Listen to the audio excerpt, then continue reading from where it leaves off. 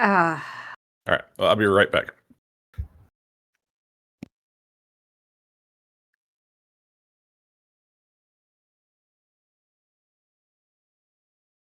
Well, I can see in the dark now.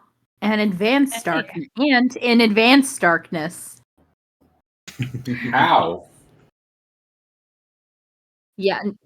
Oh, that's cool. Advanced darkness. Oh, no, I have blind sense up to 10 feet.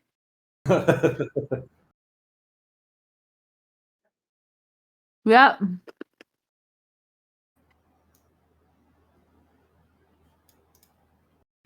I definitely think I want to prep hold person after the whole Bree incident.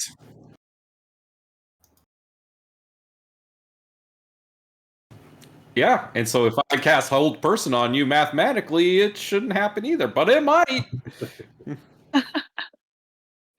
But we almost got it. We almost got it, Nick. We almost did, except for that nat 20. We had it in the bag. Which nat 20? Nat 20 against me, against my hold, to where Rand was just whooped right up.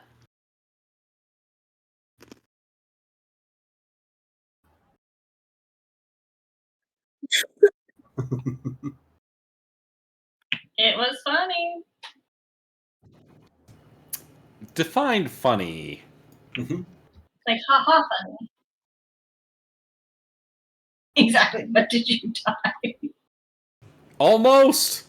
Twice. That's why it's funny. Because you didn't actually. So it's funny that Valron almost died, but it's not funny that Blythe did die. Excuse me. Now you get it. I would like to remind you, Lucas, the bard is not the strongest on the team. We had this fight. The fighter is the strongest on the team. All right, who's ready to party down? Look, there's best wrestler and then there's strongest. I feel like those might be two different things. I think Bantu could still outbench you. Oh, really? We can try this. All right, we're gonna have a contest to see who can bench press Yastrev the most. I think Let's Bree should sit on Yastrev. I mean, I feel like EO has probably got the advantage in this fight. For bench press? Yeah. You just mean compared to your body weight? No, I mean compared to what you can lift. Really? Without magic? You didn't say without magic. I'm rooting for EO. I am very confident he can hit 500 pounds. What about without magic? That's a different story. Ryan, does that ghast edged blade require attunement? Let me double check on that.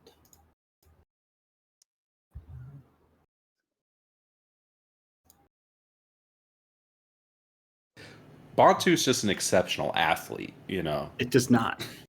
Sweet. I think I made it right. Are we ready to get going? I'm ready. I think so. I'm ready, and I'm so sorry I'm late. You're golden. I was like, I saw it. No. My test roll was a nat 20. Oh, shit. Surprise, surprise. I rolled a 20. Yeah.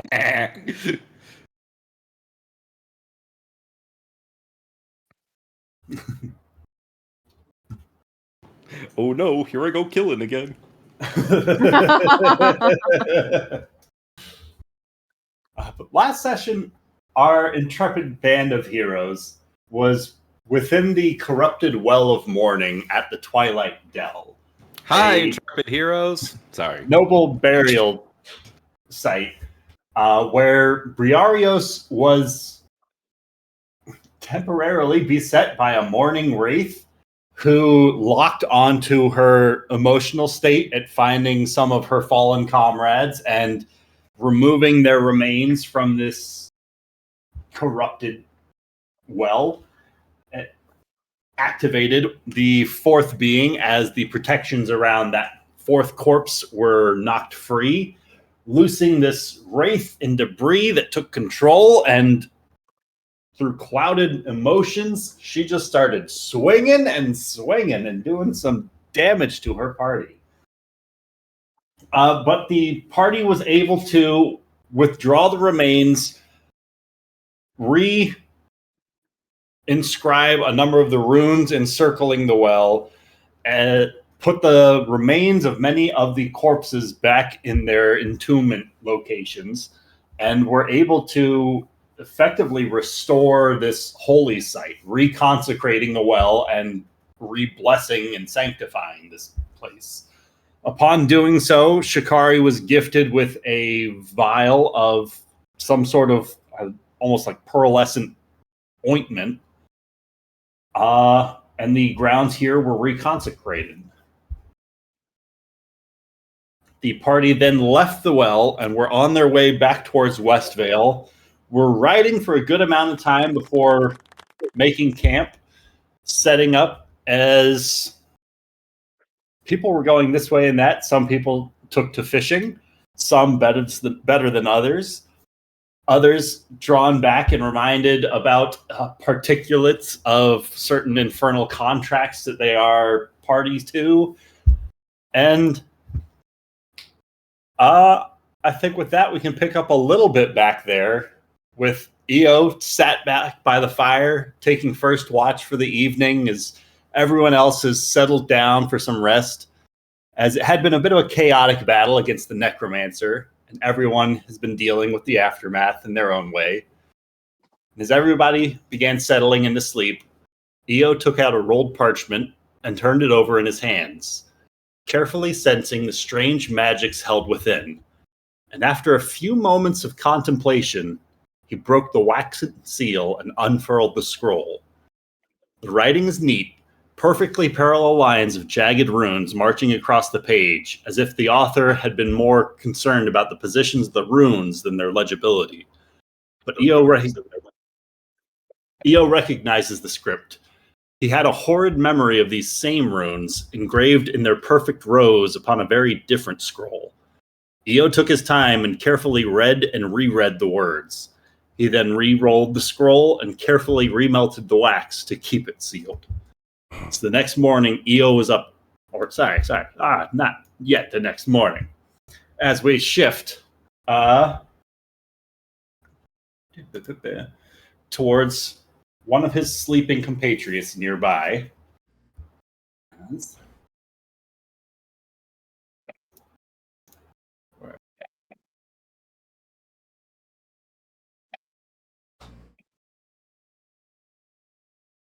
Is it me? What? Perfect timing! Oh my As god. the door- I start swinging. Oh my god. It's gonna be Jeremy. Shikari, isn't it? Yastrev finds himself blinking his eyes open, standing in some sort of a graveyard where tombstones just litter as far as the eyes can see around him. And the one closest before you bears your name with your birth year and a death year upon it. As the death year then begins to fade away, as two stones rise up on either side, you recognize your son's names across them. As the carved stonework then starts to almost refill back out and the words themselves vanish, empty stones, as a large figure can be seen looming into view from the horizon as Malachi's draconic skull begins to drift forward. The many beads of the Kynum abacus dangling forward like a pendulum in front of you as his loud voice just booms though his mouth does not move. Time has already claimed you once, twisted your years, stolen your family. You fight to reclaim them, yet you have no power over the ticking sands. But I can turn the hourglass for you. Accept my hand, and the years need not bind you. Your family's faces need not fade to memory as he outstretches his skeletal hand. You see Yastrev's hand twitch slightly as he starts to raise his arm, as he closes hands into a fist and brings it back down. That is not the right way to do this. I will see my family once again, but not through your trickery. He closes his outstretched hand, and almost kind of grimace can be heard. As you can see, just his jaw begins to clench and his teeth just begin to crack. As this happens, you see a head poke up some 20 tombstones away of none other than Seneca Stonebender herself peeking up into view. As Seneca, you find yourself blinking awake at somewhere else in this same dream, and you can see Yastrev having some conversation with this titanic form of Malachi in this nightmarish graveyard.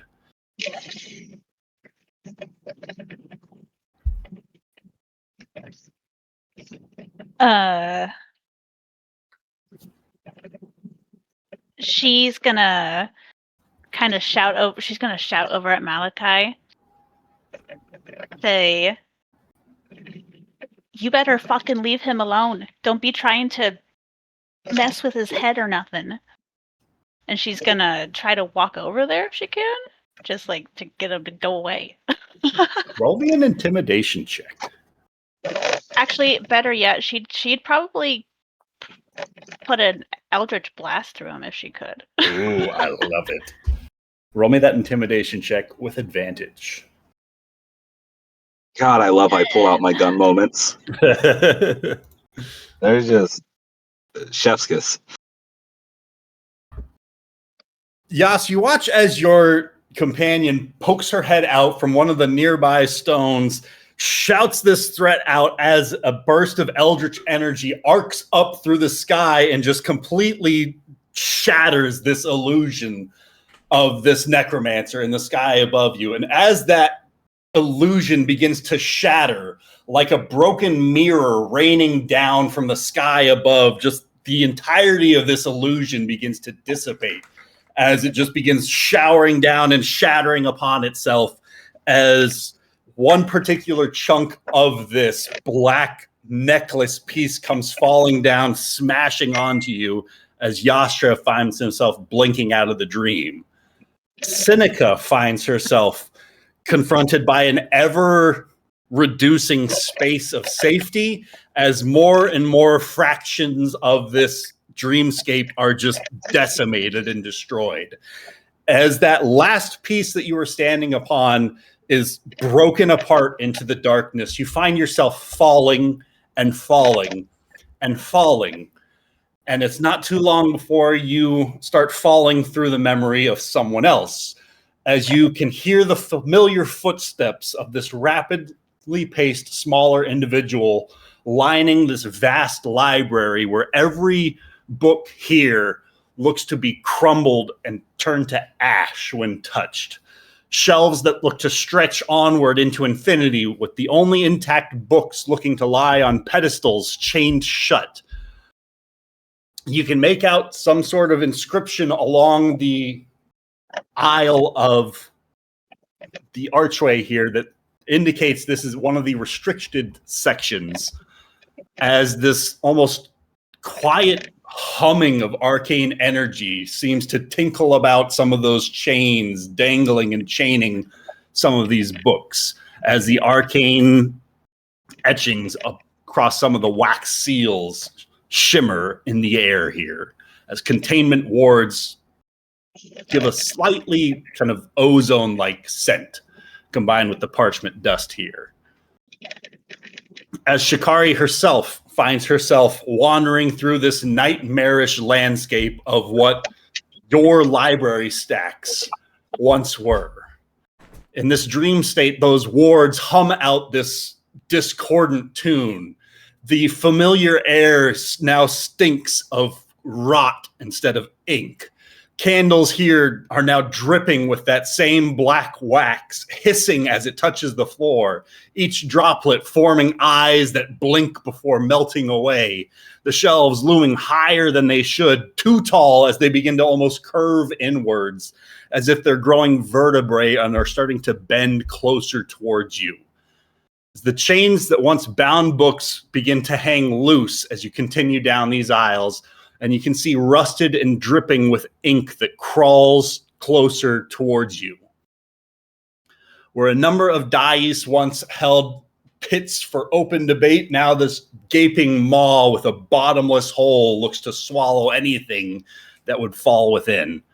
You can make out markings of the Order's emblems that have been stripped from this dreamscape in its entirety, and in its place is a depiction of a ledger bound in black skin. Its pages almost seem to faintly whisper towards you, as if taking inventory of your own thoughts. You can hear this voice somewhere in the back of your mind echoing, "Cataloged, misfiled, stolen." As she can see, one of the tomes that you do not recognize depicted where the Order's likeness is usually. The same sort of black ledger that you saw at the side of Malachi yesterday. And this voice begins to echo from somewhere within the stacks. That voice of Malachi. "Knowledge is rot. It decays. It slips from one's grasp and is forgotten. But there are truths I keep. Truths your so-called masters dared never teach you. Break their chains and I will place eternity in your hands." As you watch one of these books break the chains and flutter open to a particular page, as a quill seems to descend from somewhere and hover just above where looks to be a signature line.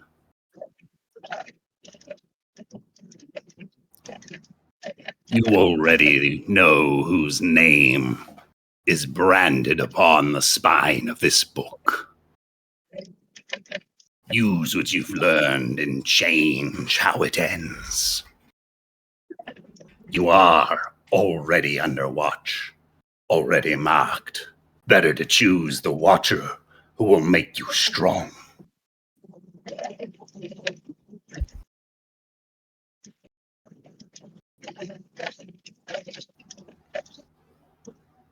Shikari, what do you do? Can I get a definition of place eternity in my hands? That feels a bit more vague and poetic than it is informative. Just wanting to get the stipulations of deal correct. This chill just starts to blow in, sending a fluttering of parchment and pages of fluttering as ash just begins to cloud up at the far ends, obscuring your vision to the nearby stacks beyond the one that you stand in, as this almost silhouette begins to slowly step towards you as that smoke, that ash cloud begins to billow a bit closer, some 60 feet out, but stepping with purpose. Swear yourself to me. Bind yourself by the same old oaths, and I can bestow upon you so much more than you already are. To gift you power over life itself, to draw back your loved ones from the brink.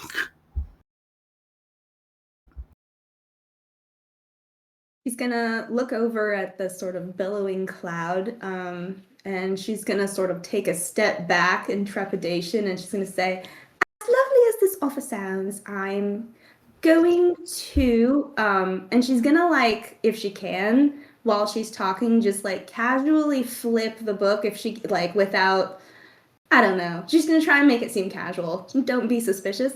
And see what the name on the spine is that he says that she apparently knows. And if she can see it, can she see it? As you turn around, you can hear those footsteps behind you start quickening in its pace.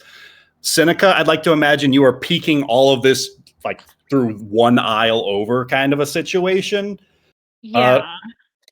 As Shikari spins around and looks at and shuts the book in front of her to look at the spine. Shikari, you can see the spine reads your own full name.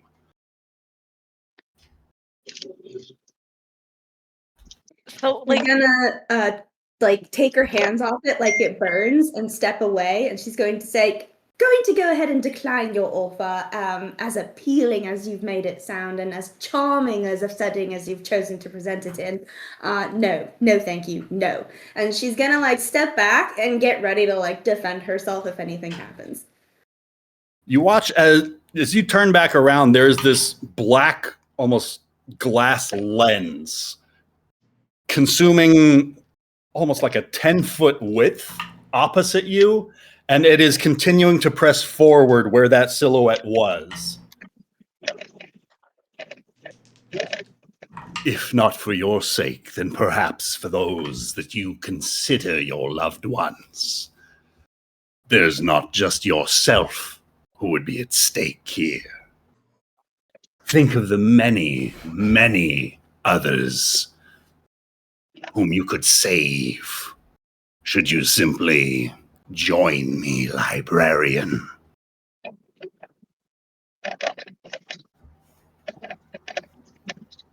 And you can start to just make out what looks like a silhouette of yourself forming in the reflection of this black lens as it gets a little bit closer and a little bit closer.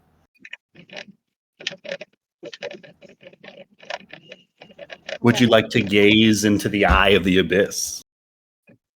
No. She's gonna keep her eyes focused on the black cloud because there's no loved one he can show her that she can't see in her mind's eye whenever she wants. And she's recalling them all. She can see them all and she knows what he's going to show her, or she's guessing what he's going to show her. And she's just going to keep staring at the black cloud that's coming toward her, and she's just going to say, any loved ones I've lost, any promise you can make about them, I don't trust it, and it's empty. So you can show me all the videos you want, family photos, you can take me down memory lane, you can threaten all the people I love, but I personally think that if you want to attack a library where all my loved ones happen to be, you're welcome to it. And anyone you can bring back to me, I don't think you'd bring them back the way that I'd want them to be back. And I can't see any future that would be pure in that. So you can go ahead and you can make your threats and do your worst. And she's gonna like have this very resolved look in her face. And she's just gonna be like focused.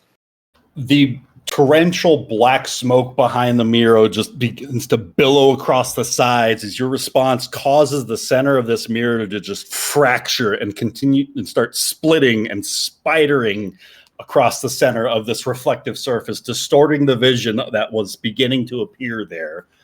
As you speak these words out, you can start hearing what sounds like rapidly falling dominoes as one shelf after another begins to collapse in on itself as this dream state is falling apart, as inception is happening all around you and it's all destabilizing.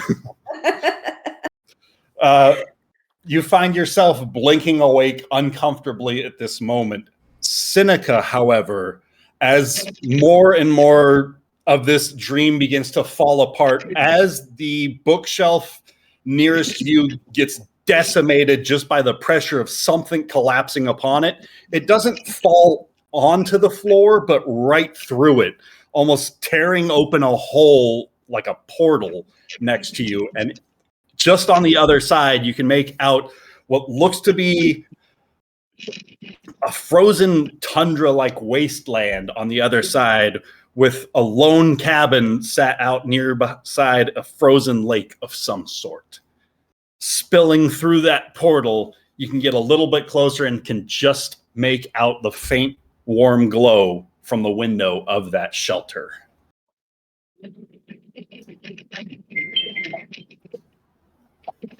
She'll approach the cabin to peek in the window. You get a little bit closer to that cabin. Go ahead and roll me a perception check on this one. Dirty 20. Lovely. As Seneca's gaze peers through this window, takes you to this quiet home inside of this empty hearth. And you can see inside Bantu finds himself stood there, standing in this quiet home with no fire burning in the cold homestead. The chairs in front of him are empty, and a thick layer of dust looks to tuck everything into its place. Bantu, you can make out Nesta's scarf lying draped across one seat, and a lullaby hums faintly, though no one else in the room is here to sing it. A silhouette begins to form within the doorway, taking on the appearance of this draconic, skeletal-like appearance, as this voice whispers, "The grief gnaws at you still. I could return what was taken. Her voice, her smile, her touch. I could complete your family again."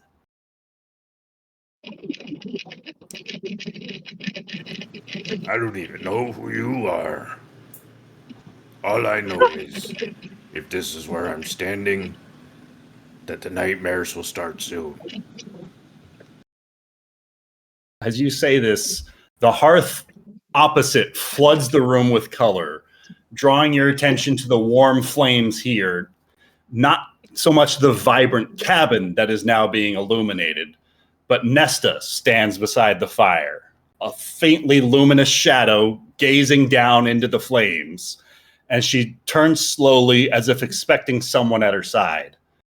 But the toys here within the home remain dust-covered, unused, and their colors a little bit faded. The second chair by the fire remains empty, and its cushion slightly indented as if someone should be there, but isn't. Your grief gnaws like rats in the walls.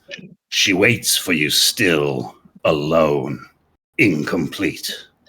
I can make the hearth full again. I can bring back what was torn away.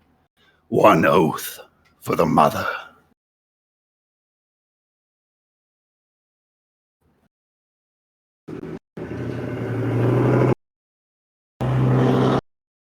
Sorry, there's a very loud vehicle driving by. This is Bantu's dream, correct? You believe so? So, I think that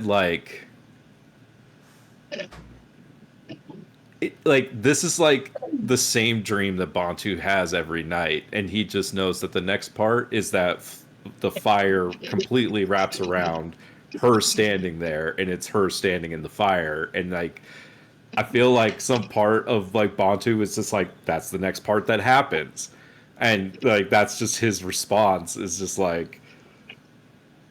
it's just the next part of the dream to him, I guess, if that makes sense. As you watch, almost like in slow motion, as that orange glow begins to glow a little bit brighter, as this cold voice from behind, "Say yes, and your family will be whole. Say yes, and the empty places will be filled, or keep bleeding in silence."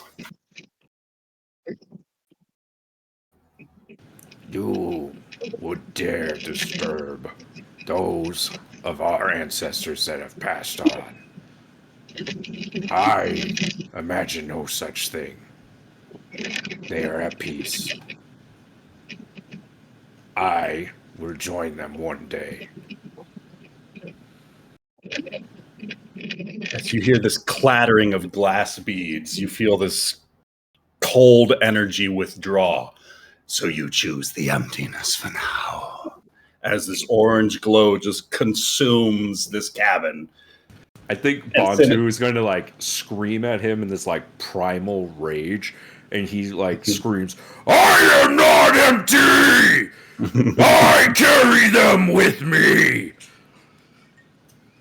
That's beautiful. As once again, the dream just begins to collapse. And Seneca, you were left outside of the cabin, and this time no opening appears before you. But from somewhere up in the stars above, you can start to make out something beyond the stars, and you can feel its gaze upon you smiling, almost chuckling a little bit, as if it's entertained by this. And you find yourself being shaken awake, and the doll is there by your side. Oh, the doll. The Put it doll on the woke me board. up? The doll woke you up. Oh, there's one mention of the doll. When she wakes up, she Should kind have of known the flinches doll away would make from this campaign. She kind of flinches away from it and then like shakes her head and picks it up, just kind of looks at it, and she whispers, "You gotta stop fucking doing that." And as a little bit of revenge, she just shoves it into her pouch. All the way to the bottom.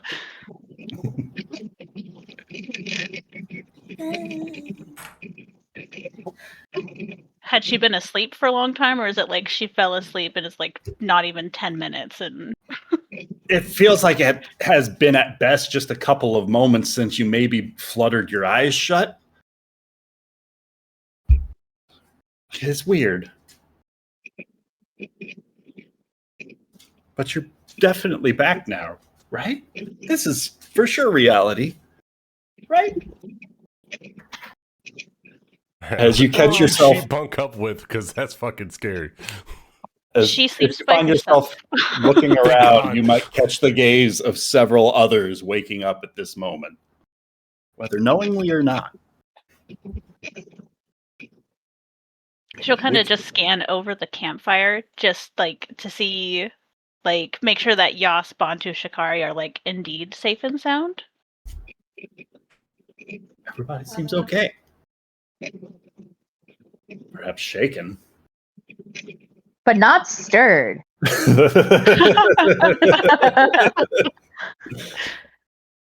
it feel really obvious that we all just sort of woke up at the same time? Like the way it sometimes is when you wake up at the same time as someone else and you're like, oh fuck, you just woke up too?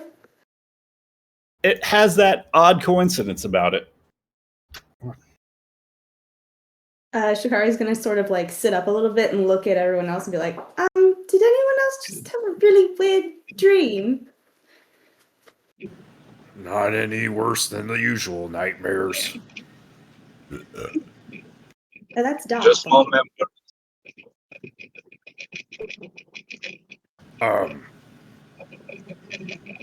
Wait. No, this time it was different. There was a voice.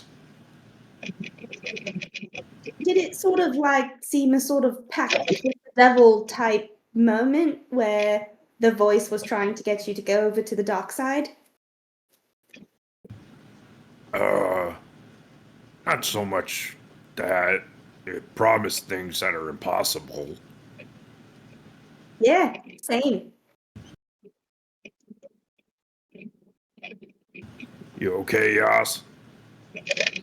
No. I'm going back to sleep. Alright, I think it's my watch. Yas just remembered the name of his sons in that dream. Oh. I didn't even think about that. That's fantastic. Right. But Sad. I didn't think about the But fact that he had forgotten them, but yes, I love that. But also, Yas has a little glimmer of hope. He didn't see the name of his daughter. Oh. Uh-oh. But he also doesn't remember her name. Oh.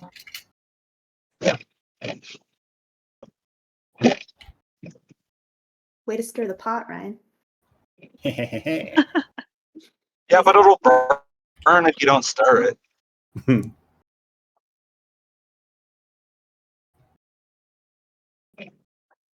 But Seneca, did you see anything? You look like maybe you just woke up as well. I saw a whole lot, actually. Is she pretty damn sure that it was Malachi that was in there, that was infiltrating their dreams? If anything didn't confirm it before, you do see this orb is now out by the dimming campfire. It's now got a little bit of a almost inert energy to it. Like whatever spell was housed inside of it has been expended. She'll point at the pearl. Did one of yous put that there? Bantu's gonna look in the pouch on his belt. The pouch is empty. He shows it to Seneca. It must have been the one in here. So, the dream spell is gone.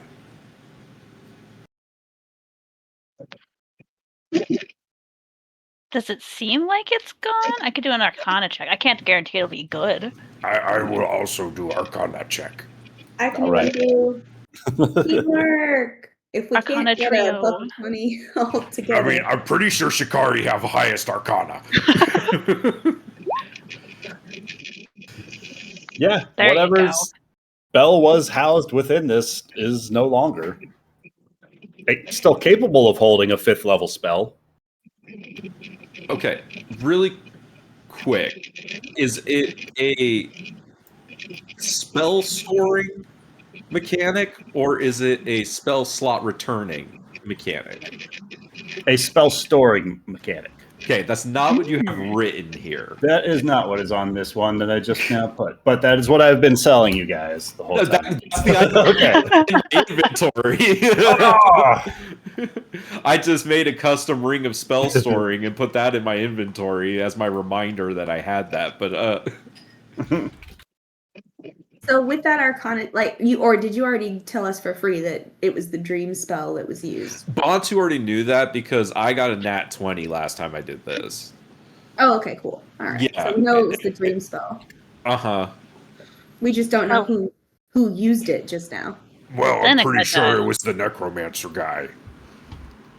Well, can he activate it remotely? Is that how that works? You can put the spell inside and activate it whenever you want. Well, okay, hold on. Bouncing off of your kind of theory here, it is possible that because whatever that thing that came out of me and you and Yas when and Bantu just makes this motion with his hand across his throat. When that piece of us left, I wonder if he has some connection to us. Mm-hmm. So because I had that on me, he could do it. Does that make sense? Perhaps whatever he took from you filled some form of prerequisite. But I do believe that it was Malachi that was amidst all your dreams. Well, Yas called it... it was that really, really old word from the Empire, Yas. What was it? Kai something? Canaan? That's the one. That's what Yas called it. I mean, all those beads that he carried around with him definitely looked like, a bunch of Canaan. Well, does that have connection to the person it came from? Did he only have keeping back it blades down? on him? I'm trying to sleep. Yes. Sorry. What the fuck? All of the beads on him were black? All of his beads were black. Well, considering that all of the beads he had on him were black, it definitely doesn't mean he was a particularly great person. I mean, that's not true, though. The whole thing is not supposed to be shameful. It's just form. I suppose like karma, in a more physical form. What's karma? Ah, shit. Like, say you steal like a fucking apple from some wee one, right? And then You later on, them, so you deserve apple more. no. And then later, like a bird shits on your head. That's karma because you stole it from the wee one. I don't. What? Why would those two things be connected? It's It's like a curse. like, yeah, I guess kind of like a curse. It was a way that the Empire measured like. It was like money. You know, from Kind of. from my readings, it seemed a bit like debt and assets, and you had more assets if you were, you know, considered a good person by their rules, and you had more debt if you were considered a bad person by their rules. Some interesting texts on the debates around, you know, how that was applied, and whether there were systems in place that were sort of systemically unjust towards certain groups and things like that. There were certain people who felt like their customs were persecuted unnecessarily and treated as bad when, you know, it's all kind of rather subjective. Very interesting research. Basically, it was money.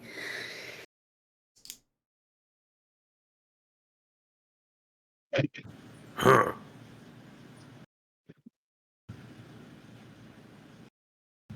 Well, that don't make much sense to me, but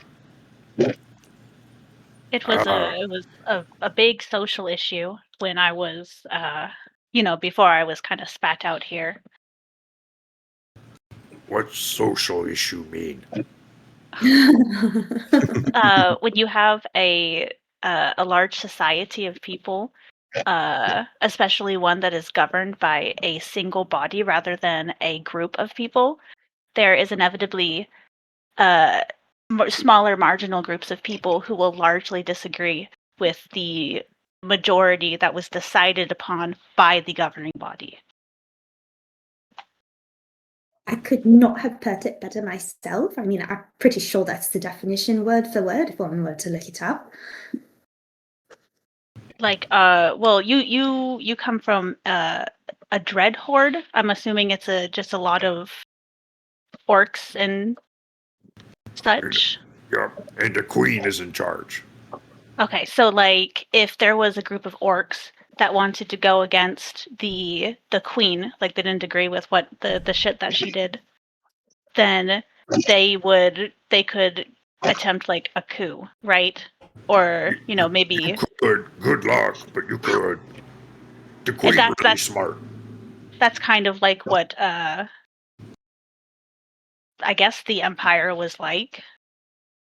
You know, there are people that are really strong, make all rules. Everyone have to follow those rules. But some people are like, I don't like those rules, and he's like, well, kind them for you. as a very simplified version, yes. I could That's spend exactly hours how it was talking described about in the it. textbooks. I mean, I kind of get that. It's kind of like you leave Dread Horde, you maybe, piss off, a lot of people on your way out, and they send, raiding parties after you. That, yes, it is exactly like that. Me get that. Oh.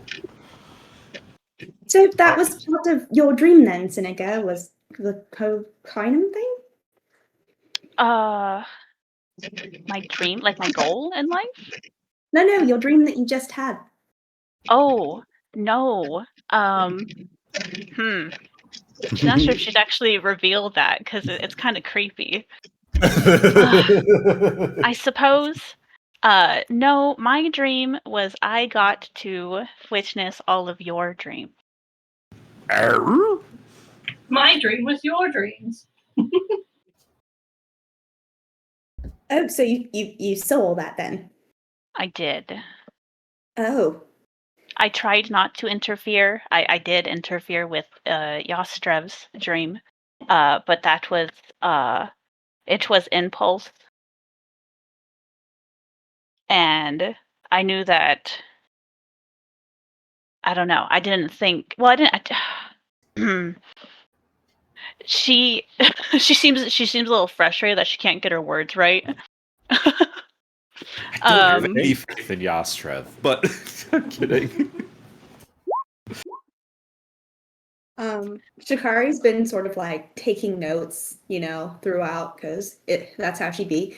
And she's gonna sort of be paused with her quill over like the parchment, and she's gonna say, "Hey, honestly, it's all right. I think given that it was a dream and a sort of an extreme situation where all of our consciousnesses was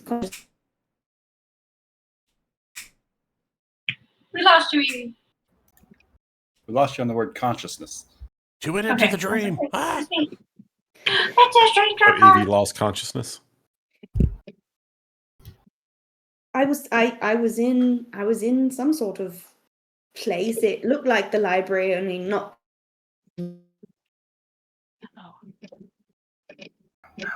And she's Evie, your mic's going all robot-y and disappearing. Can you hear us, Evie? Don't go towards the light. Don't do it. It's a trap. Yeah, go towards It's the fire. 10-foot tall black lens. That's clearly the better place to go.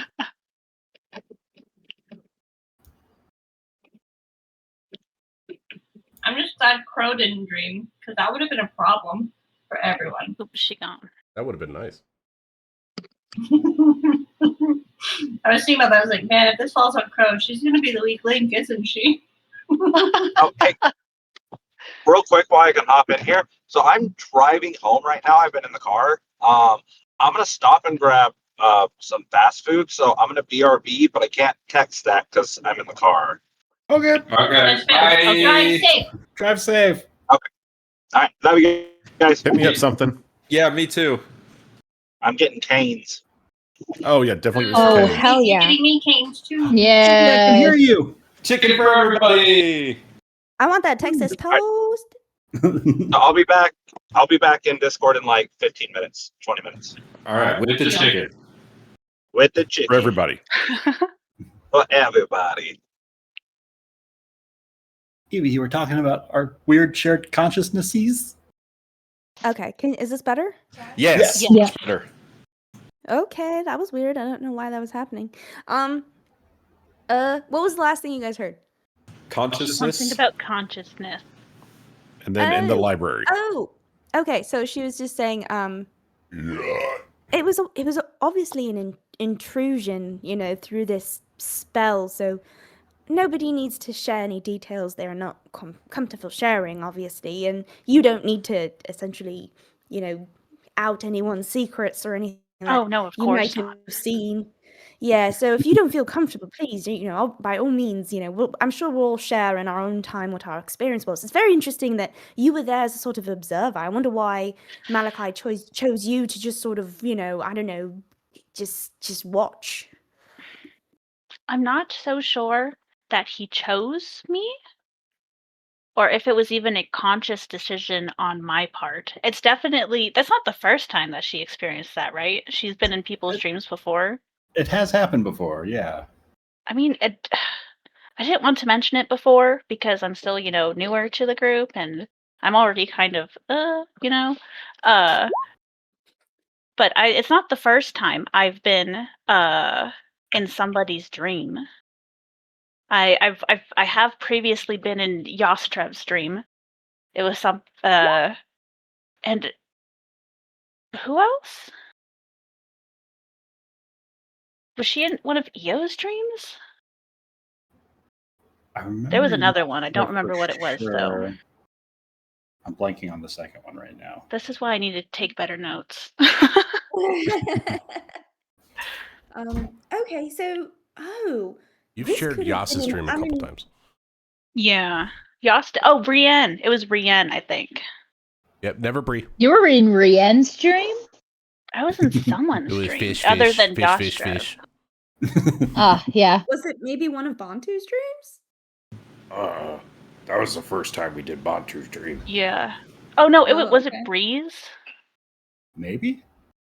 It was Yeah, I don't think it was EO's. no. EO has other weird stuff going on. It might have been one of your own falling through your own dream weird things. Oh, yeah. Okay. Because I think the first time you did that was with your own dream. You fell out of your own dreams. Yeah, it's not You the fell first into time. Kronos' dream is what it was the first time. That's right, the weird door choice, and I took too Yes. long to choose, and I got yeeted into Yastrev's. That's right. Yeah, it's definitely not the first time I've been in somebody's dreams. A couple weeks ago, I think it was after we dealt with Godrod. I had Yeah. my own dream, and it was like I was like shunted out of it into Yastrev's, and then I woke up. So she's just gonna kind of shrug.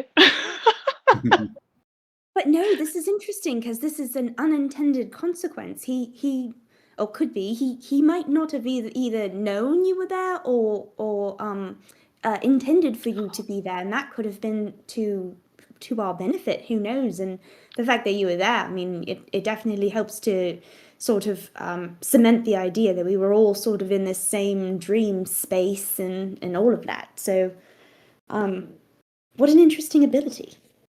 Well, if he didn't know before, he definitely knows now. I in Yastrev's dream, I said I acted on impulse. I kind of shattered his dream. I don't know if that's a good thing or not, but I was not confident that Yastrev had magical capabilities to deal with a necromancer. Who knows what could have happened if you hadn't been there? That's remarkable. All right, well, I don't know exactly what this all means, but it seemed to have been some sort of... I don't know, I can't take his offer to join forces seriously, but it seemed like some sort of attempt at, I don't know, breaking this all apart. I think he might feel threatened at the very least. It felt like he was trying to get you to make a pact with him. Yes, and he was being very persuasive. Not that I took the bait, but I mean, he definitely hit me in my sore spots. I don't know about all of you, but he seemed to know my weakness. He doesn't know shit. Is that right, Bontu? I mean, he might be able to glimpse whatever's in your past, but he doesn't know anything about you. I suppose I give him too much credit for knowledge, but that is my Achilles heel. You do have a thing for it. I like it so much. Anyway. Hey, I mean, it's good to remember that some things are better left unknown. I essentially told Malachi the same thing, honestly. He was making all these promises of things he could bring back, and I mean, I don't know if you've ever read a story, but it tends to not go well whenever you try to, I don't know, bend the wheel of fate and, turn back time. It never goes well for the character, so. It's a dishonor to those that have moved on. Once souls are taken from their bodies, they don't fit quite right when you try to shove them back in. I mean, if it were true, everybody would do it, right? If it were as easy and glorious as he makes it sound, everybody would be up to it. And if he could really do it, then his army of the undead wouldn't be undead at all, would it? She seems to be talking herself into it. But I said no. I definitely said no.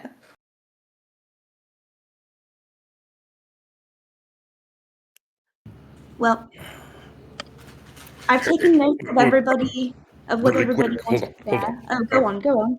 Sorry, you're the smartest person me know, so you just made me think of something, and I just want to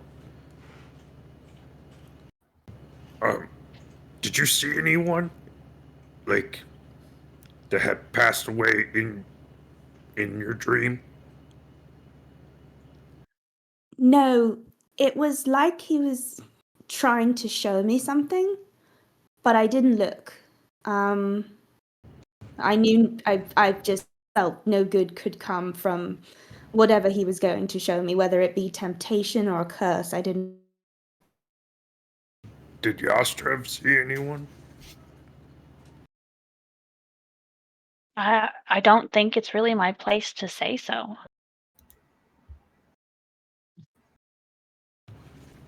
Yeah, it's cool. Forget I said anything.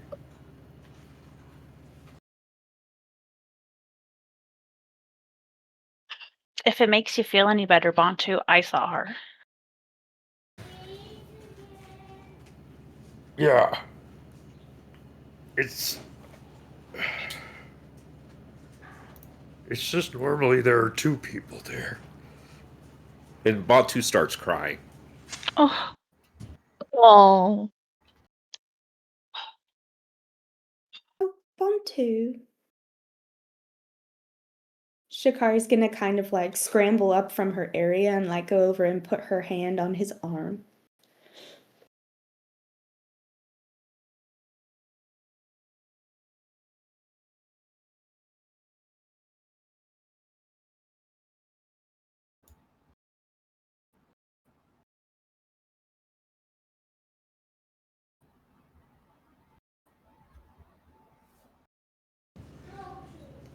It just...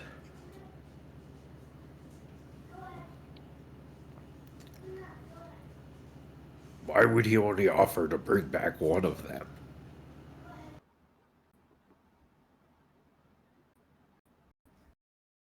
It's like you said, he can show you what you want to see, but he can't show you it. He can't be 100% sure it's really what you want to see. You know, he doesn't know you. He can just, I guess, see bits and pieces. Perhaps he's just trying to mess with your head and get you to think, even for a second, that you might make that choice. What a betrayal it might be in your mind. I think it could be just him trying to hurt you. And remember, I mean, these are all false promises. We know that, don't we? But he didn't promise. What did he say? He only promised to bring back Nesta.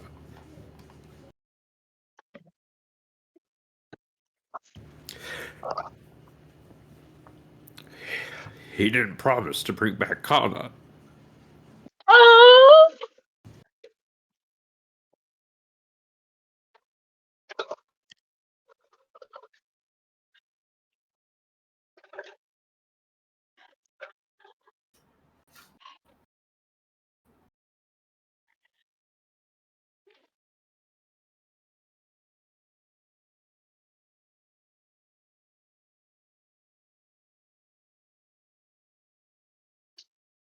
And what, you'd rather have Connor back? You'd rather have them both, of course, but...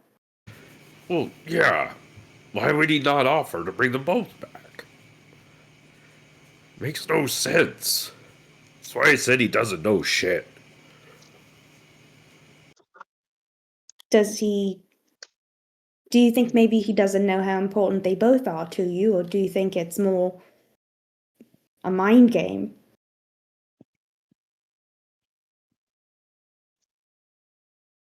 Well,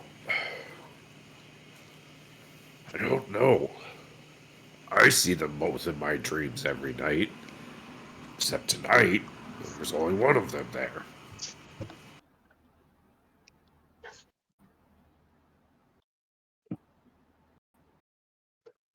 Are you worried it might mean something?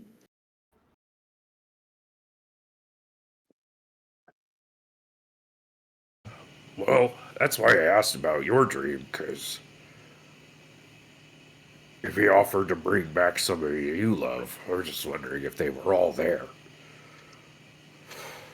I didn't look, and he did hint that he could bring back loved ones, but he didn't show me, and even if he had, my whole tribe was drowned and gone before I was born, you know, so I don't know who I would have even recognized aside from Papa Eric, who adopted me after and helped my mom when she was giving birth, and I don't remember my mother's face. So I don't know if he could have shown me anything quite so heartrending as yours. I've loved very few people in my life, and most of them are librarians. So I don't know, but I didn't look. So I don't want to rule out any possibilities. He's a necromancer. He has a connection to the other side. Anyone who's passed, if he's not showing me them to you in a vision, let's not rule out the possibility that might be some sort of clue. Perhaps, I don't know.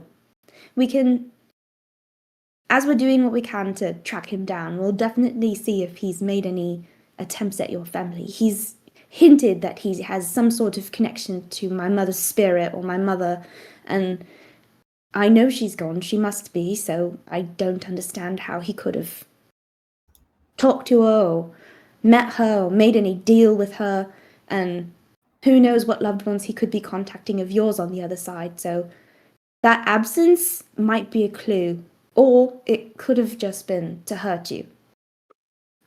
I don't know.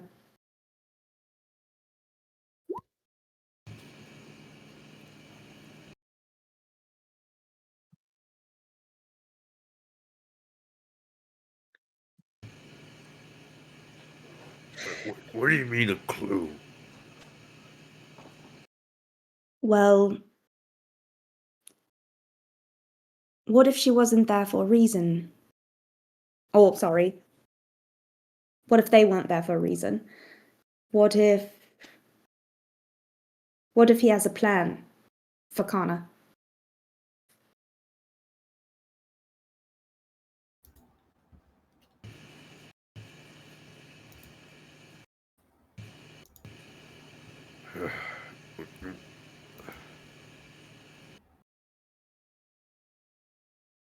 I don't. What kind of plan? I don't know. Maybe similar to what he has planned with my mother. Perhaps it's all lies. I don't know. Every piece of information right now might be a clue, so I don't know. But I hope whatever it is, it doesn't hurt you too badly and run through your mind too often. This dream that you have, it's a painful one, I'm guessing. Yeah. You've never been able to stop it. Do you have it every night? Pretty much. And this was the only time it's ever been different. Yeah. I mean, It's okay. In a way, I don't mind the dream so much anymore because at least they're there.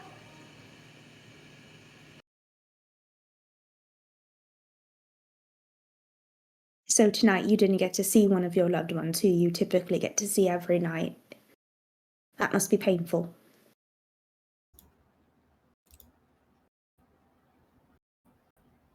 I'm sorry, Buntu.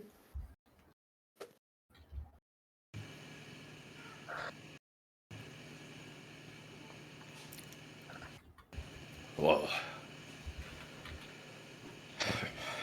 guess we're gonna have to deal with this asshole, huh?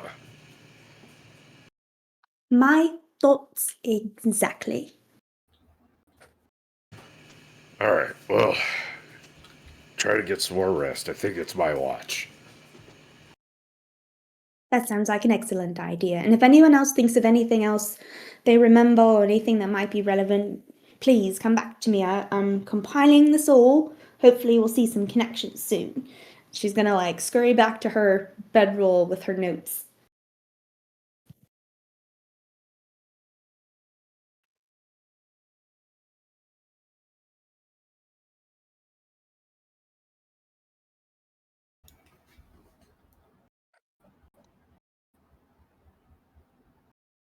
before Well, long. personally, What? Seneca's not going back to sleep. That makes sense. Wait.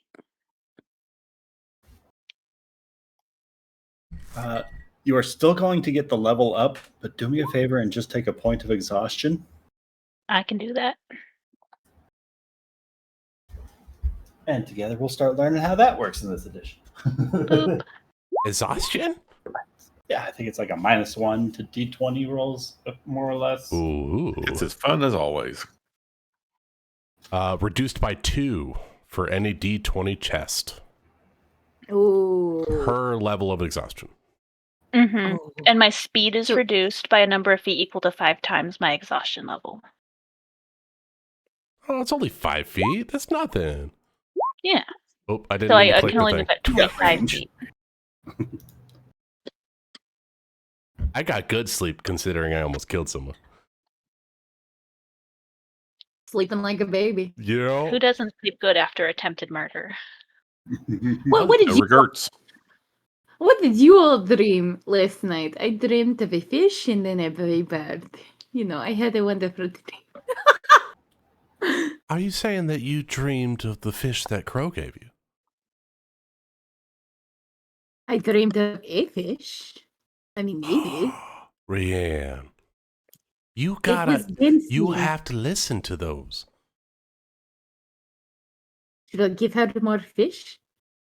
But what does the No. dancing fish mean? She brought you a fish Yes. and a dancing And I crow. thought I had the fish. I'm just, Yes. you gotta look below the surface, Rianne. I think this might be something in the air. There might be something happening. About that time, Crow will come from her own personal tent that was just a little bit further away from the camp because she enjoys her privacy and space. Not so much as she enjoys it, but Eo enjoys her having it, which is most important also. You're going to come to find that the next morning, Eo was up a little bit earlier than you were. He knew where he was headed, and he knew that if he acted quickly, he might be able to complete a quick task before Crow stirred from her slumber.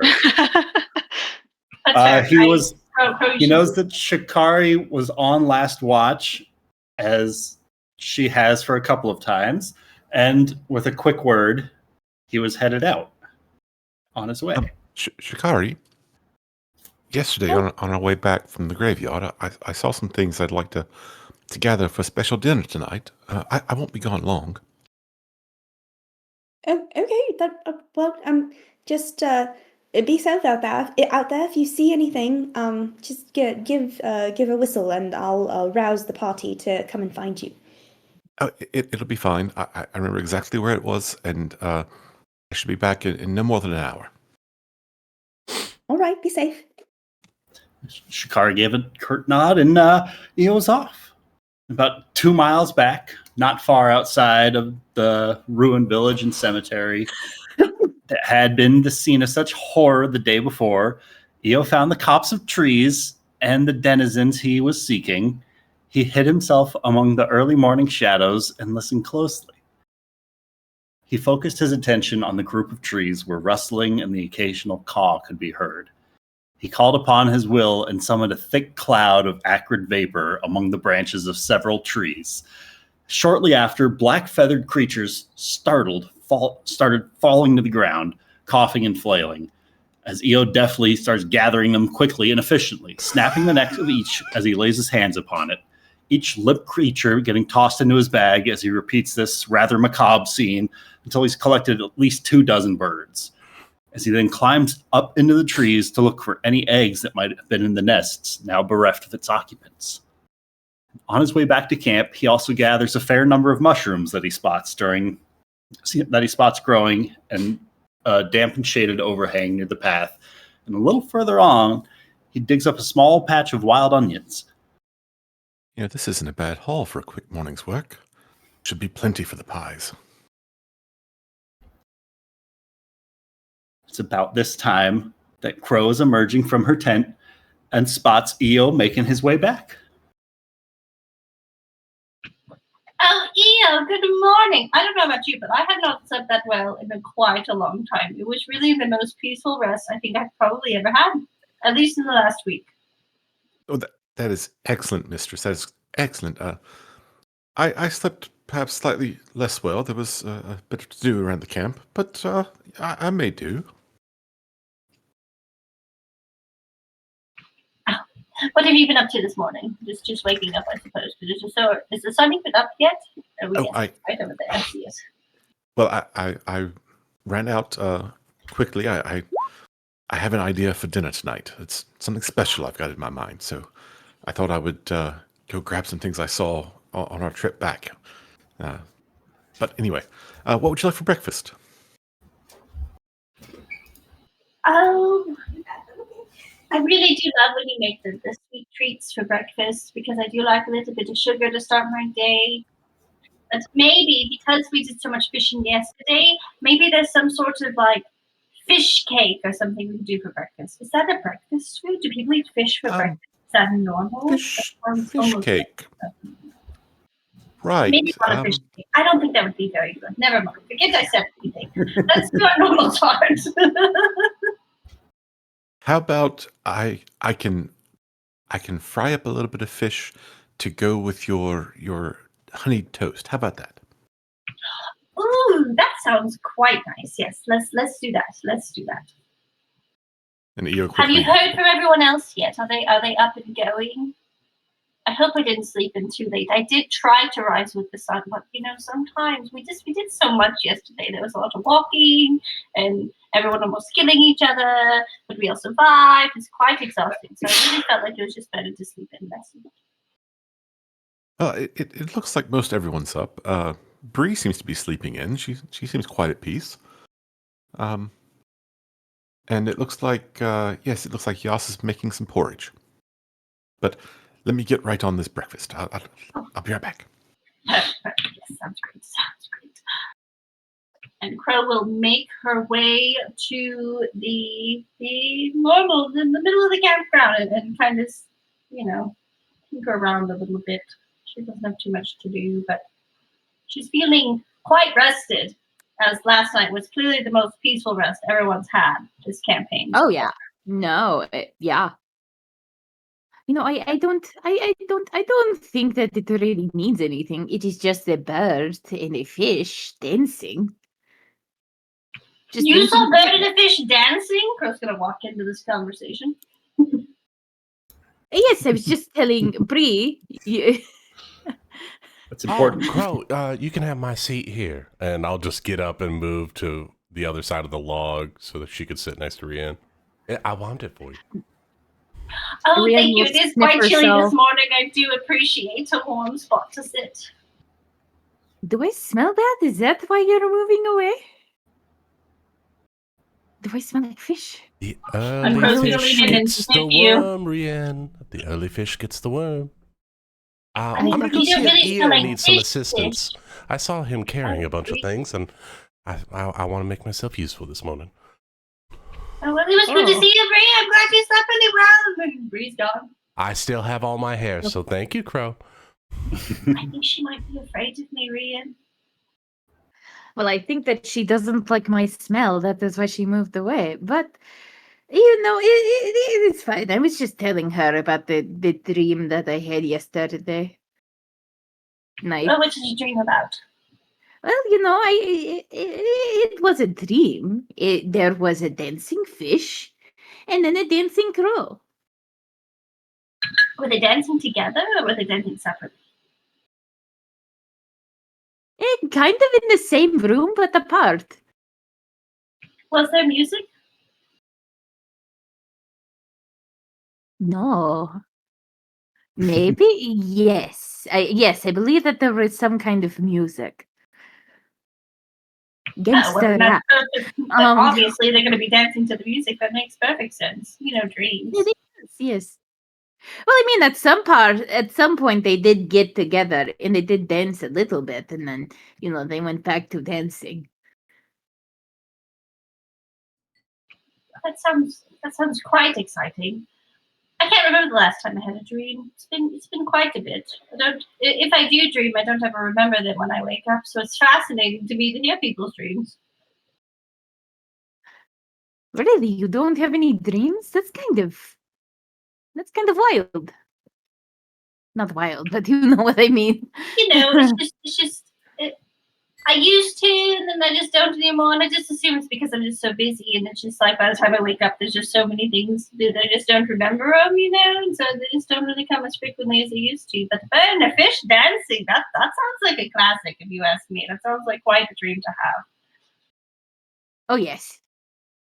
But he says that apparently that means that they have to give you a fish. So, I'll give you a fish one of these days. Well, not one of these Well, days. we Next time went that's fishing yesterday, and Yes, and we got did. quite a few fish yesterday. But I mean, today's a new day, so we can try again today if you needed to fulfill your dream prophecy.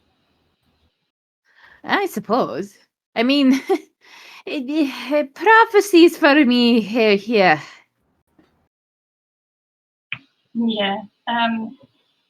You mean that fish are At easy least for you? I have one. Oh, they do. But I don't They know do. really how to come across a dancing bird. That might require some training. But I feel like fish kind of dance whenever you capture them out of the water. They're flopping on the ground, and that's kind of dancing. Just flopping there. There could be some that. You could put a beat to that. Yeah. But birds, I'm not sure how to make a bird dance. Giving them bread, I suppose. I would dance for bread. I could see that. Oh, nice. Especially if it's good bread, yes. The best bread, yes. EO makes the very best bread that I've ever had. I don't know what he adds to it, but it makes it rise and it's just so fluffy, but the outsides are extra crispy. Like if you were to just grab the loaf, he really hates when I do this because I'll just grab the loaf and just like push it in my hands and it makes this really crisp sound. But he's like, Crow mistress, please, you mustn't be crushing the bread. I need to slice it to serve it. And I'm like, oh, but listen to the sound. And it's just like the ksh. It's just delectable, really. But I do try and stay out of his way mostly. That sounds like the type of bread that my family would get, for one of the celebrations that we held in my village. Your village really did have quite a lot of different types of celebrations. I'm intrigued by all of your events that you had and what fish mean for special occasions. And then now I'm going to learn bread. Like you're quite fascinating, Rian. Let me tell you, even if Brie doesn't like your smell, I do love your stories. I don't think you smell bad. I don't mind sitting next to you. Thank you, Crow. And you know what? You smell nice too. The very perfumey kind of things. It smells very rich. Oh, I have quite a few different perfumes. I used my jasmine one for today because I was feeling quite awake and nice. And but yes, EO carries at least 12 because I never know the mood I'm going to be in when I wake up, and I just like to smell nice. That is nice. I only,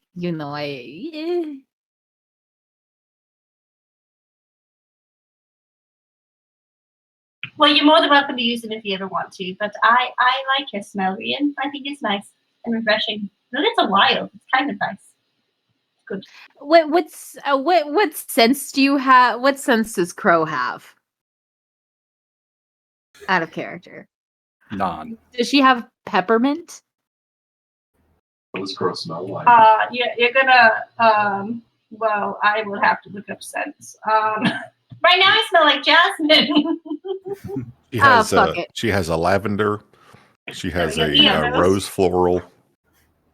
She has a spice that's sort of cinnamony, nutmeggy. It's like an apple spice sort of thing. She actually has 3 different kinds of rose floral. She thinks that the pink and the red and the white all smell different. Yes, they do. And then she also has more of like a woodsy oaky that she tries to use when she's not actually trying to smell nice. She thinks that it makes her smell, more like neutral. Rugged. Yeah. Mm-hmm. It's like cedar wood. Yeah, kind of. Yeah. Well, that does well, now that you mention it, and now that I know that you perfume yourself, a couple of days ago you smelled like the better. Oh, What did I smell like? You cut out. She got choked up. Oh no. Was it bad? Did you hate that one? I think she's I'll make you blushing. break She's the bottle. blushing.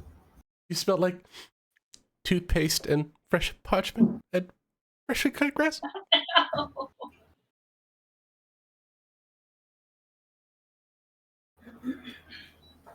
We lost her.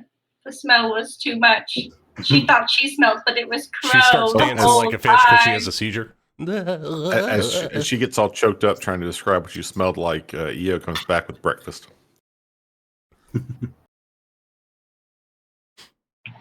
Oh, perfect. Oh, we were just talking about your bread, EO.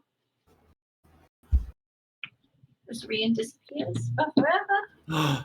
She quit.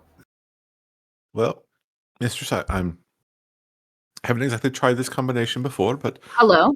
here's Oh my some God, yes. honey I'm toast back. and some what I'm going to start calling fish fingers on the side. Ooh, fish fingers. I also considered making a custard, but then I thought that's just too much. Nothing you do is too much, EO. You're quite perfect. But here, Rian, look. This is some of the food that EO made, and this is some of the fish that we caught yesterday. And he made fish fingers out of it. About like fish don't actually have fingers, but they're fingers. And also, you cut out, and I didn't hear what I smelled like. Do I smell bad?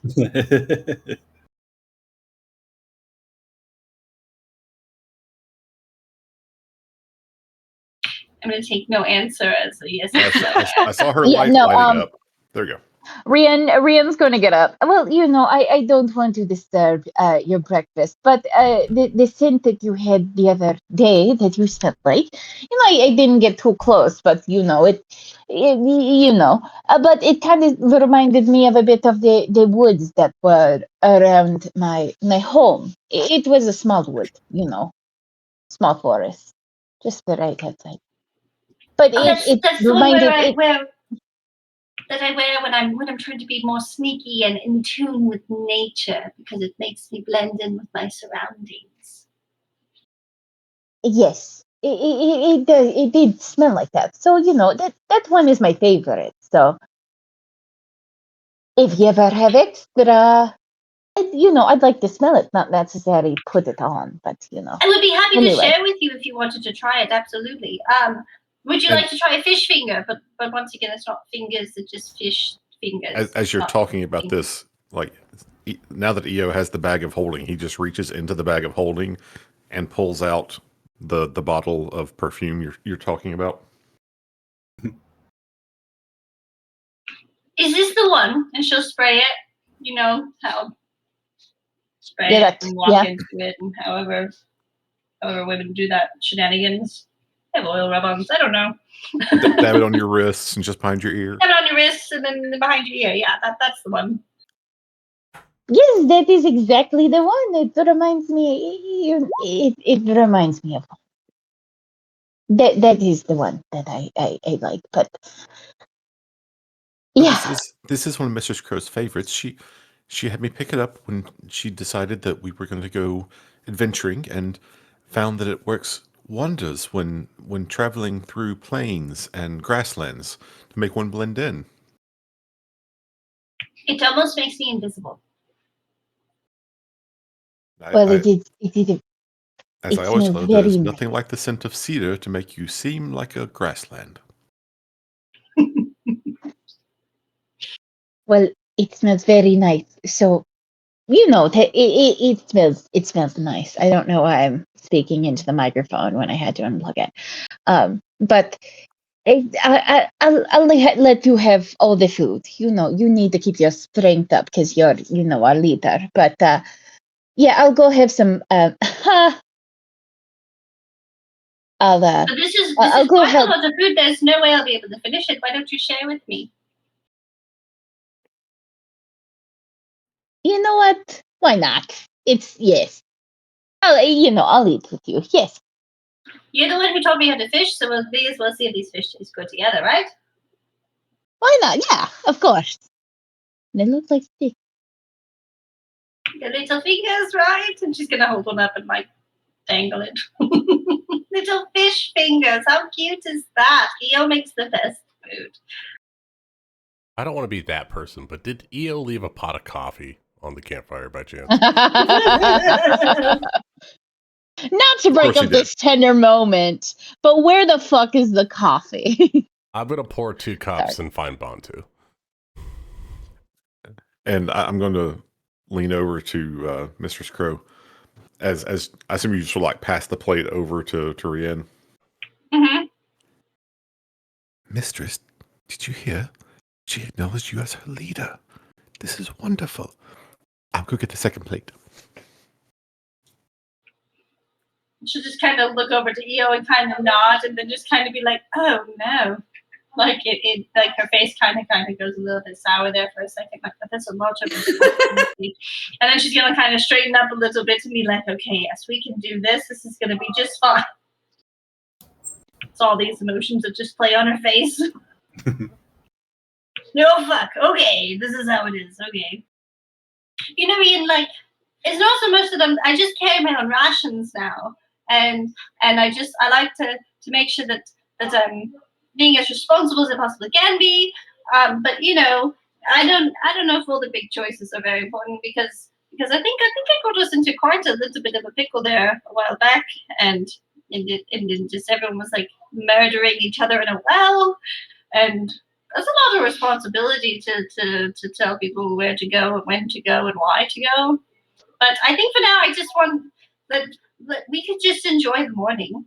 You don't have to think about that right now. And she's gonna pack her little bag that has her rations on. She's gonna pat it and be like, "Okay, we see all our rations. We're just gonna take this one day at a time. It's gonna be fine." EO comes back with a plate that is just the honey toast because he knows that's what you really wanted for breakfast. I do love bread. And she will. Thank you so much, EO. This looks superb. How do you manage to do this day after day? I will never know. I'm so glad you have the magnet. It makes it a lot less stressful on your arms and your weight and just everything. This is going to be so much better because we can carry so many more things now. Think of all the ingredients we can. Oh, this is going to be great. You know what? I feel like today is the first day of our new beginning, and I think with all of you, and she'll kind of acknowledge everyone now if they're around, waking up. This is gonna be great. We're gonna go forward, and we're gonna fight dead things. It's gonna be great. And fish fingers. And fish fingers for everyone. How many fish fingers did you make? Certainly, there will be enough for everyone. Fish fingers for everyone. He runs back over and sees that the coffee pot is now empty and starts cutting fish fingers in half. Oh, but what's Bree? Bree, and he sees Bree like walking off with the coffee. He goes following. Yes, EO. Yes, actually, Bantu. Yes, I was thinking. I have plans for a special recipe that I'd like to make tonight, and it's going to take a bit more time than normal to prepare. Do you think we could halt at a little early today? You mean like before we get back to town? Well, possibly. I'm not sure how far the town is. He pulls out her map. How far are we from town? Like another 8 hours out from town. You could probably camp one more night. I don't mind having a short march. We kind of went through a lot. Oh wait, is it just for Crow? Or are you gonna like make it for everybody? No, Bantu, I promise I'm making a meal for everyone tonight. Okay. All right. Well, excellent. Thank you. Before you go, Eo, would it be all right if I helped? Oh no, I have this special recipe in mind. I think I'm going to take care of it myself. But thank you. All right. If you didn't need anything, firewood or anything, just let me know. I'm happy to help. All right. Well, enjoy the coffee. Thanks. It's just much better than the first time he made it. I think it had sticks in it the first time. Something was wrong with it. Passes Bantu a big cup of coffee. I'm terribly sorry about last night. You do know it was not my intention to lash out at you like that. Oh, right, with the hammer thing.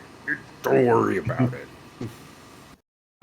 Well, I do worry about it because I tried everything that I could to not swing, but for some reason, my mind switched to you being the undead and the undead being one of my dead friends.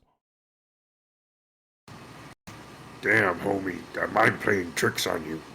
I know. I thought after all the years that I've lived, I had my shit locked down, but apparently I don't.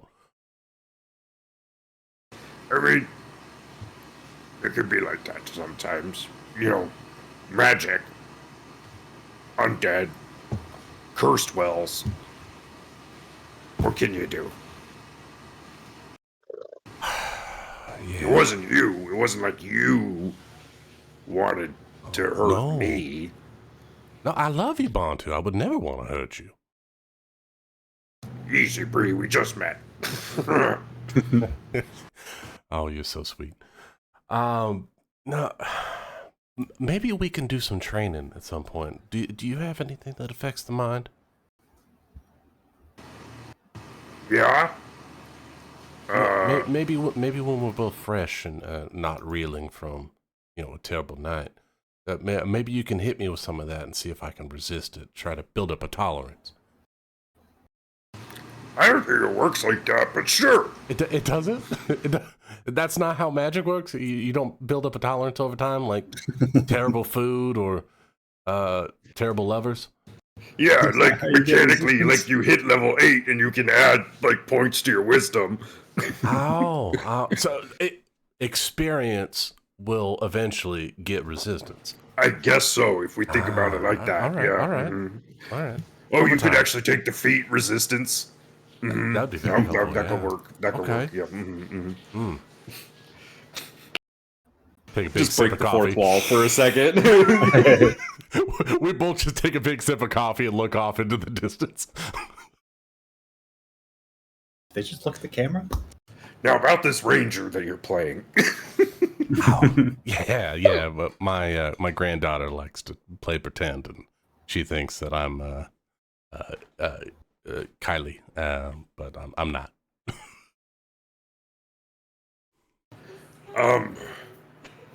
Do we know any good campsites between here and town?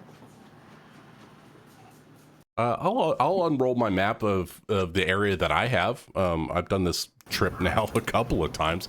Ryan, is there a safe location in between the Dell and? Describe your favorite one. I mean, there's the Unicorn Glen, or we could stay with the fairy, the pixies. I prefer not to mess with pixies again. Fair. Oh, wait, the bear cave, that's not in this direction, right? It's more north of town, I think. More north of town, yeah. So she'll pull out a map and she'll pull, like a forest that's on the other side of like a small valley away from the pixies, and there's like another forest that leads into the bear cave that goes south. I think that, yeah, here we go. We're on the like left that side. forest. We're there. I think we don't want to be directly on top of the hill because that's where the wind hits. But I think if we maybe go halfway up the hill on the other side of this valley on this location, I think that would give us good cover as well as protection from the elements. Cool. Well, I mean, that means we don't even need to set a fast pace today. We could kind of just meander. I learned that word from Shikari. That is a very big word. But yes, I think that means slow pace. Is that slow pace? Wander? Yeah, she described it as just going about doing whatever. Maybe she was much more, she used a lot more words, but that was the basic she uses a lot of gist of words. it. I think I think maybe considering the last couple weeks that we've had, a slow trek home just to get our minds right. I don't think we want to come in haggard back into the town because they've been through enough. I think if we come in fresh and cheery-eyed, I think that might be good for morale for the little city that we got there. Hey, I don't know. I guess what I'm trying to say is, you know that we're not going to stay here forever, right? Or at least I'm not. I don't plan on staying in Westvale for much longer. I'm just trying to get enough money to be able to afford a house and some land somewhere for my family. Well, if we leave as group, are you taking daughters with you? If we're planning a long extended trip, yeah, I would love to bring them. That's cool.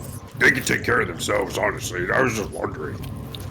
Oh yeah, Nalia, she's on board with the realities of the world at this point, so I'm sure she can eat that chicken in my ear. But yeah, she can. Jerry. Coming in with that big old bite of that extra crispy. Some bitch. That's so fucking good right now.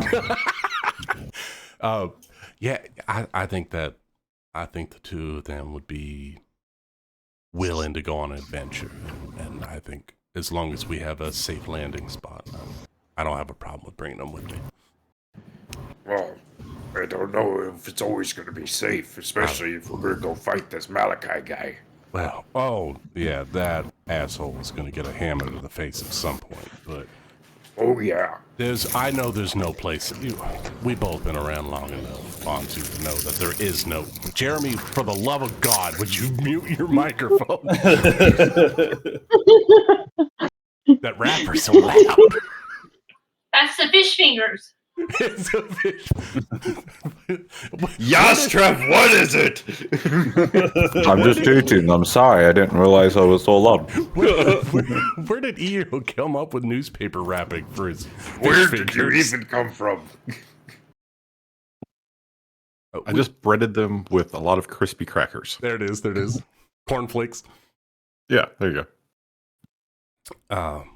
Bontu, you and I have been around long enough to know that there is no safe place in this world. But I think with the party, honestly, it's probably safer than Westvale as it is. As long as we're all around. Especially if we're not there. Yeah. So, if you don't mind, when we do eventually decide to move out, I will bring my family with me. I think you should. That was all I was saying. I appreciate you looking out for mine, Bontu. I really do. I wish that I could repay the favor, and I know that you've lost a lot. I plan to be there for you, however you need me. I don't want you to be alone traveling through the world. That's for sure. You don't have to worry about me. I'm always carrying people with me. Yeah? Yeah? Really? I understand that, Bontu. I carry my husband and my son with me as we go as well. So the burden's heavy, but we're broad enough to carry both of them, can't we? Loktar, friend. I'm going to sit there and enjoy this sunrise with Bontu drinking some coffee. Lovely, lovely. Through the thinning mist, columns of sunlight begin to break across the tree line. Road to Westvale begins glinting like a promise before you. Oh my God. Journey home. A bug just landed on my screen. A bit quieter Sorry. than usual. The forest around and from the dells on feels empty almost. The shadows between the trees seem to lean in as you pass and slink back when you look their way. Even the birds are silent, so nature itself seems to hold its breath as you pass. As the ground continues to soften, the autumn leaves begin to bespeckle some of the nearby trees. The first signs of life can be visible on the wood smoke on the air, the distant ring of a hammer, and the smell of stew begins to drift from somewhere beyond the hills. As Westvale awaits. We could probably make camp for the night and head in the morning. That sounds good to me. Crow, what do you think? You want to keep marching, or 6 hours on your feet long enough? Well, you know me. I do hate an 8-hour day of work. So I think 6 hours is plenty, and then we can wake up bright and early and go and see Westvale in the morning, victorious and happy. EO has his meal planned for tonight, and I don't want to take that from him. I mean, it wouldn't be as special if we did it in Westvale, so I feel like we should do it out here. All of us are grouped together in victory of what we've managed to accomplish, and I think this is a lovely place, just overlooking the future we have ahead of us. This seems quite lovely for me tonight. If that's okay with everyone else, unless we're all dying to get back to Westvale right now. Brianna, you have your family there. I don't want to take that from you. It's been such a long day of walking. Oh, I've got chores to do at home, so if I can put it off another evening, I have no problem doing that. Perfect. We'll just enjoy our evening tonight. Then this is quite exciting. Then as the group settles in to make camp for the evening, EO begins bustling himself about his makeshift kitchen. As he piles wild onions, potatoes, a handful of eggs, and his small bag of flour on one side of his small preparation area. On the other, he begins pulling out 20 or so modest-sized birds, plucked and prepared. It takes him a bit more than 2 hours to make his preparations. Each time a member of the group asks to assist, he waves them off, except when Seneca comes upon him, bandaging his hand. Well, what the fuck did you do there? I cut myself. Oh, it hurts like the dickens, and it's bled pretty good too. Could you peel these potatoes while I heal this? Sure, I'm not doing anything better. Besides, we don't want your blood mucking up the food, do we? Thank you. Thank you. As after all the preparations been finished and a very pleasant aroma begins to spread across the camp, EO brings out a large tray covered with red cloth. He announces to everybody. The last few days have been quite challenging. We faced down dangers like we'd never seen and came to the brink of death. Focuses over on Bree. We helped some old friends find peace. Looking over to Shikari. We confronted a great danger that we must know better. He looks over to Crow, slight dampness in his eyes. We've grown in ability, leadership, and independence. So, I wanted to cook something in celebration for everyone. I hope it will give us all a bit of strength, and I expect it will help us in the days ahead. Sharing a special meal of celebration and remembrance brings people together as few other things can. And as we all seem destined to continue our road together, I want to share this meal and bond us a bit closer. So, I give you a special recipe of my own devising. Crow's meat pies. Whips off the cloth, revealing a number of large, steaming pastry concoctions that smell deliciously of nutmeg, clove, onion, and a rich, savory aroma like duck or pheasant. Working into the pastry, worked into the pastry shells are small impressions of wings. So he slices up the pies, giving the first piece to Crow, begins passing out the rest to all of his companions. To our continued good health, to a closer bond between us, and to preparing ourselves for whatever awaits us on our path.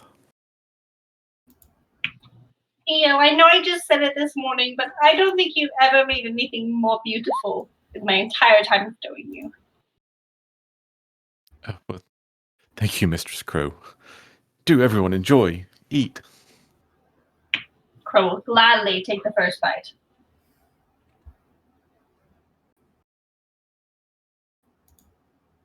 Rian will join in. Delicious. You can taste the love and care that has been worked into this dish. Crow will literally start to cry tears of joy with how beautifully delicious it is, with the whole situation they're in now, and everything they've done so far together as a group. And she'll speak. I didn't expect to find much when I came to this small little town, but you guys have really grown to be really quite important for me, and this has just really been quite the greatest adventure, and I just appreciate every single one of you. And all those birds that just flew by in the picture, they're all dead now in this pie. They're all dead now. This has really been the best experience, being able to enjoy this meal with all of you. And tomorrow when we go back into, is it Westvale? Wintervale? Tis Westvale.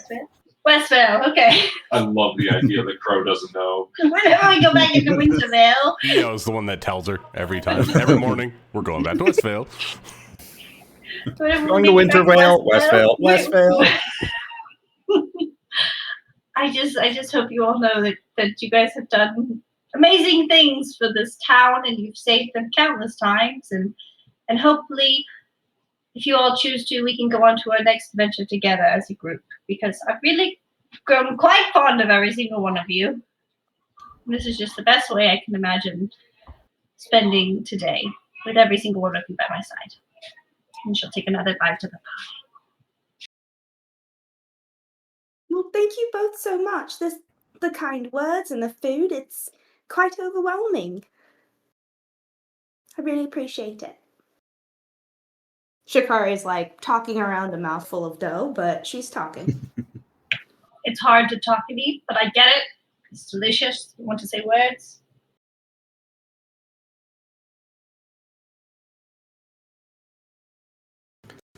Back home, you have a raiding party. And your raiding party, about this size group of people. So, I guess what I'm saying is I will be part of your raiding party.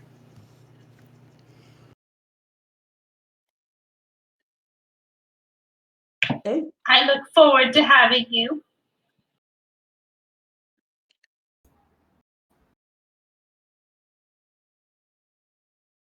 We really got to come up with a name to call ourselves, Like, I don't know if the Boring Company seems quite bleak. I think boring. I think synonyms can be definitely misread or misheard or misunderstood far too easily.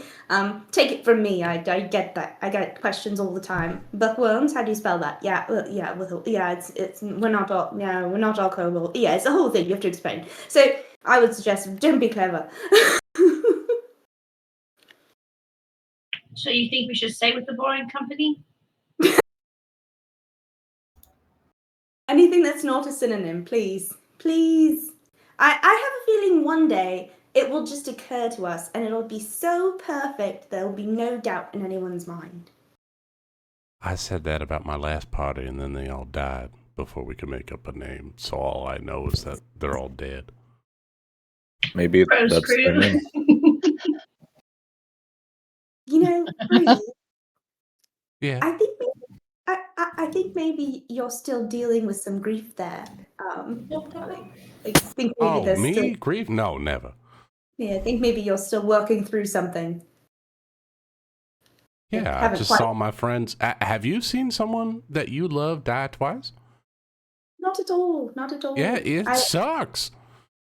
I was only there when my mother died, because I was born. But I mean, I was fresh out of the egg. How much was I a werewolf? I don't remember.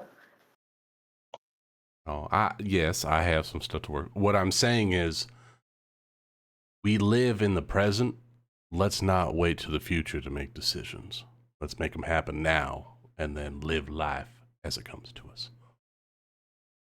I love that idea. So you also vote for being the boring company? I suggested the boring company, Crow. That was my idea. Yes, I think we're the boring company. Okay, I like the we can boring reach company. this. We can be the boring company. I just want to make sure. Well, I'll be the nay vote, but if we're going by majority rules, then I guess that's what it is. I mean, we could also be an LLC, a limited liability Crow. I like the boring company. EO's entourage, maybe. Oh, What anything no, but. no. Maybe we could just go by the initials. We could be called BC. Boko. Oh, I like BC. Oh, that's badass. Wait. Oh, BC, boring company. I thought we were thinking P.S.A. before Crow. BC. Before Crow. BC and AC before Crow and after Crow? That's not Are what you we're doing, down right? with BC? Yeah, you know me.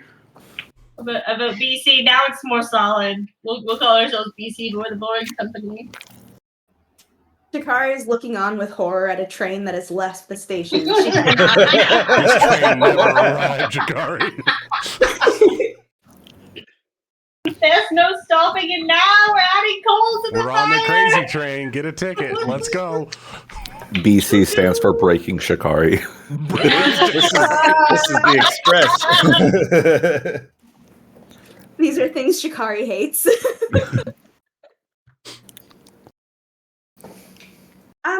Now that we're all here kind of assembled, there was some events last night that I wanted everyone to be apprised of.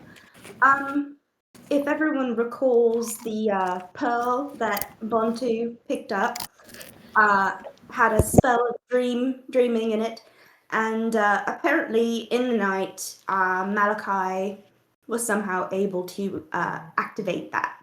And a few of us fell into a dream, and our good friend Seneca, who has a seemingly latent ability to fall into others' dreams as well, which is fascinating, and we need to know more about that. But she was there, and Malachi was able to speak to us.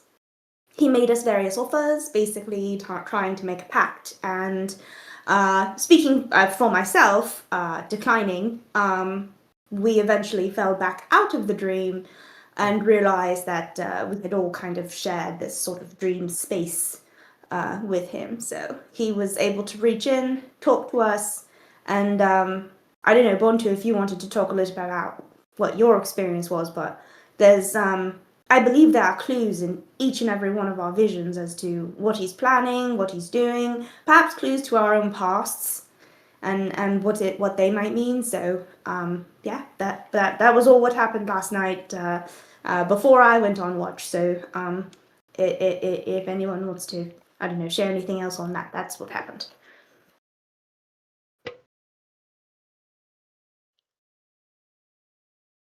Well, might I ask, I did not have any interesting dreams last night. Who all did have these dreams? I didn't have one either, you. It was everyone who fell to Malachi's darkness. So remember when the darkness was cast, and then when he disappeared and the three of us were on the ground? Oh, you were all touched by his spell. Yeah. Oh. He Yas said that he took Kainum from us. That's that thing from before the P.S.A, right? What Seneca and Yas talk about sometimes. Yeah. I didn't think. Bantu, how do you have it? You were around then, right? I'm not sure how it can exist. I mean, I was alive during it, but I was not a part of any of that kind of civilization. Maybe Bantu, maybe my trainings work. Maybe you all need to work on your mental fortitude.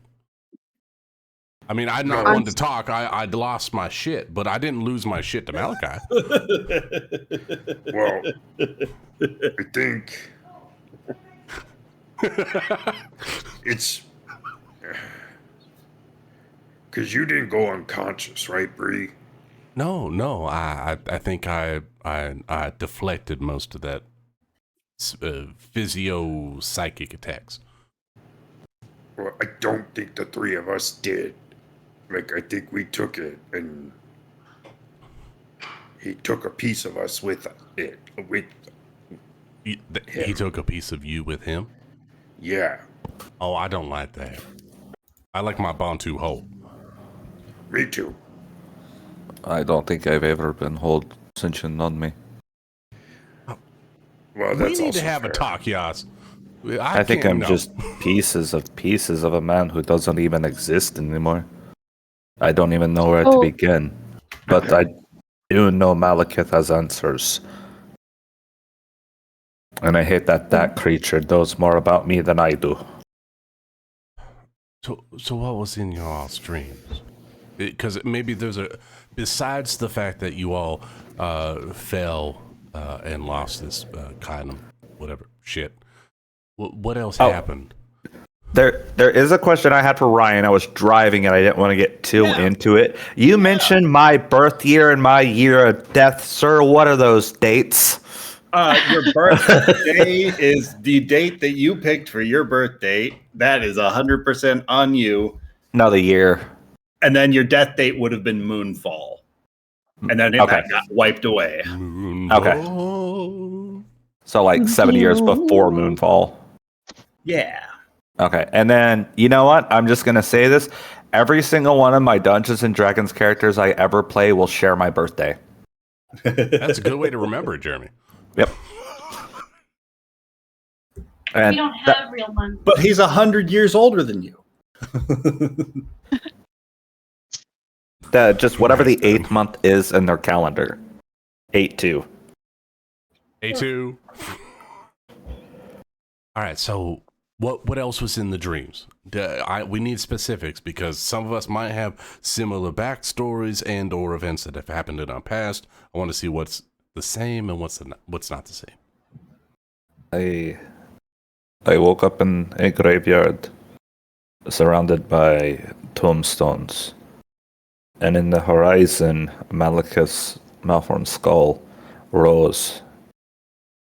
As I looked down at the headstones, I saw the names of my sons. He offered to bring them back to me. And I almost took the offer. Almost, if not for Miss Stonebender here, who was there and pretty much told him to fuck off, which was enjoyable, and then shot him with an eldritch blast.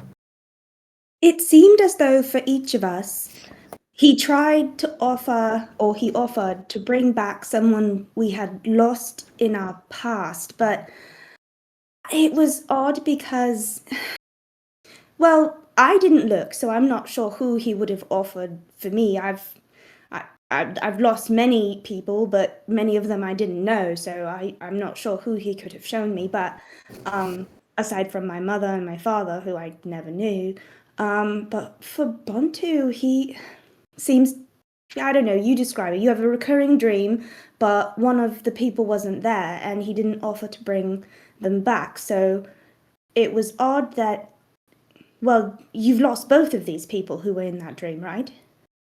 Yeah.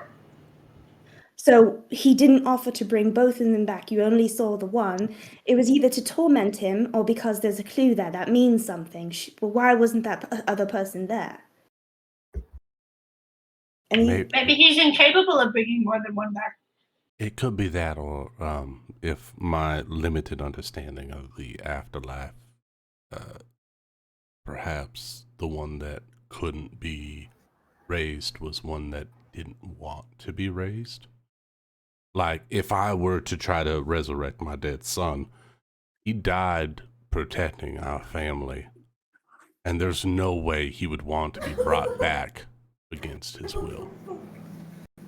He died doing what he wanted to do. yes, and then there's the obvious, right? Like, he can't bring back from the dead someone who isn't dead. Are you sure both of them died? Devondre. Did your wife and child die? Did you watch it? Did you see it happen? Well, if you didn't see it, maybe it didn't happen. If there wasn't a body, it might not have happened. Maybe you didn't see what you thought you saw. I don't know what this experience was of yours. Oh, that. I think Bantu just kind of I think Bantu just kind of sits down and is just kind of staring at the ground like he had never considered that. Bree understands exactly what Bantu's going through. She's going to sit next to Bantu and put a very gentle hand on his leg. It's all right. We'll get through this. Did you, by chance, see your loved ones die?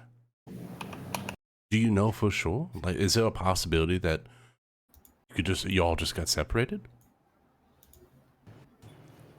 I mean, I did. Oh, I didn't mean to do that. I didn't see the end. I passed out from the smoke, filling my nostrils. Or it was. That's not even it. What happened that day was that Nesta was out hunting, and a raiding party from the Dreadhorde found where we were living. I don't know how many of them I killed, but eventually they overtook me and threw me in this iron cage, and I was unconscious for a long time, and eventually I came to with the sounds of fighting and the smell of smoke. And I watched Nessa fighting.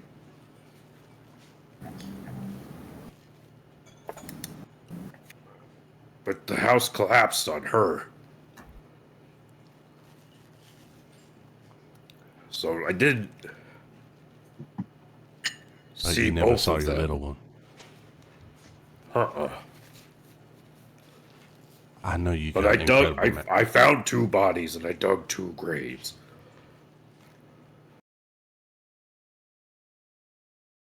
I know that you have incredible magic, Bantu. Is there any way that you might be able to look for this individual? I don't know how that works. I know I have a connection through the earth, able to do a little bit, but is there a way that we might be able to look for them, just in case?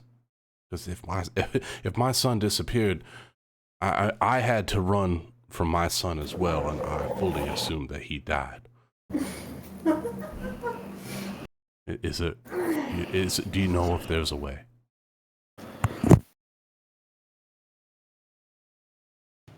I mean, I know that there's magic that can. What's the word?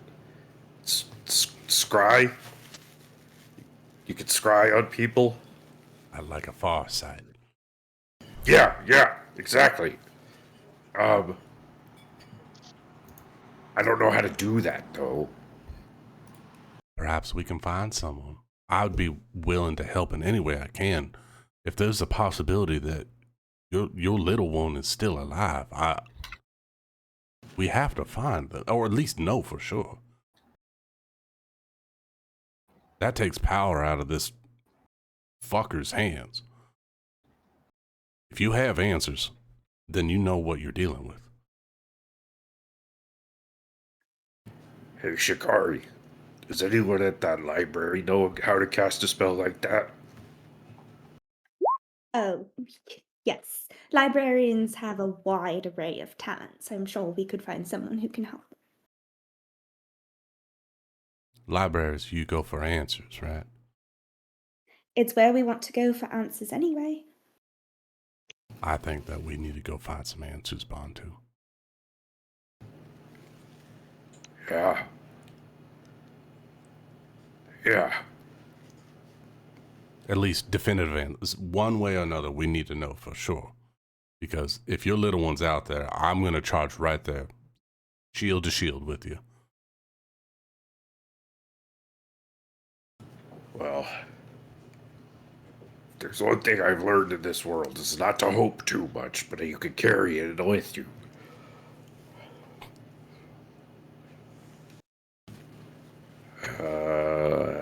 Fuck. Well, Io, I think these pasties have. What the fuck you put in these pies, Io? Yeah, they've done magic. Look at all this bonding and healing and uncovering truths. I love it. It's like Canterbury peppers or something in there. Just normal ingredients. I think maybe you just needed to talk.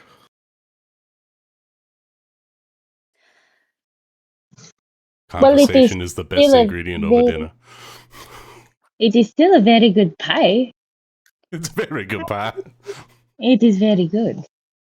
Io, you remind me of a character in this book called Like Water for Chocolate, but I'd lend it to you, but I feel like it would be a bit too much for your delicate sensibilities. I don't want to make you blush overmuch. Ooh. I appreciate that, Shikari, but I did have a wife and a child at one point. Oh, that's lovely. Good to hear. Anyway, the character in it, all of her emotions come through in her food, and I think maybe you have the same gift. I think you can imbue your personality into your dishes. Well, I do try my best to, to make them, well, to make every meal mean something. Io is the best chef that I've ever known. Even before he was my chef, he used to make little small treats and everything for my family. And they are made with love and consideration, and he just spends too much time, honestly. Like he pours everything into it. I don't know where we'd be without him. And Crow's gonna put a reassuring hand on Io's shoulder. You know, Makes me feel very, very proud, Io. I had a dream. And I you think also that had a it did dream. come true. Yes, it was of a dancing fish and a dancing bird. And we had fish for breakfast, and we had a bird for dinner. You might see I in the future, Rian. yes. She's clairvoyant. I think we might need to be finding another Aussie fish. Please let us know if you have any other dreams about dancing animals, and I'll know what to make. Why would we need an Aussie fish? Yes, of course. Nothing. No reason at all. Shikari goes back to writing her fanfic. Look, I can't just give anyone an Aussie fish. There are rules to the Aussie fish. What are the rules? Hold on, because I actually wrote that shit down. Hold on. Intermission. I actually did write this shit down. Intercultural betrothal, Tarish, Aussie fish. Well, first of all, the only reason why I thought that Crow was interested in me and she tried to give me something that was the Aussie fish was because, in my village, if you're saved by someone, you give them an Aussie fish to show their intentions, you know? And yes, I did save Crow at the time, but, a bit too soon. I mean, I'm not saying anything about you, Crow. I just, we barely knew each other at the time. And No, it's okay. It's okay. I understand. I shouldn't have tried to give you the fish. I'm really sorry about that. But I was just so excited, and I thought you would really appreciate it. And I didn't understand your customs, and I didn't mean to overstep at all. But going forward, I'll be more mindful of how that works. no, it is fine. Funny story, but my brother, he would get piles of Aussie fish from all the girls in the village, At one time, he helped one girl with her shoe that had fallen off, and apparently that was a life-saving event. Yeah. So we I don't recall you saying you had a brother. That's exciting. Well, I mean, yes, I have a brother. I just don't know where he is right now. But I think that he's safe. I never told you what happened to him. I thought I did. A lot. I don't recall. I'm really sorry if you did. I don't remember hearing anything about your brother. I have a sister too, so I understand the sibling connection, and you just so. Well, I mean, there's no softer way to put this out. I loved my brother, and everyone loved him in the village, and his prophecy was that he'd lead something one day, and my mother always said that he'd lead the village in some way and everything, so he has to still be alive because he hasn't lived anything yet. But he's definitely going to still be alive. There's no way. I mean, when was the last time you heard from him? Months ago, when he my village was attacked by a dragon, and the last time I saw him, he was being carried off by that dragon. What color dragon? Red.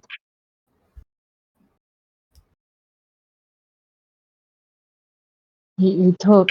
Which direction? Last time, remember when you were at the professor's house with that asshole? He was telling us about the last place that he saw, or whispers of it. It was the dragons up north. That is all that I know.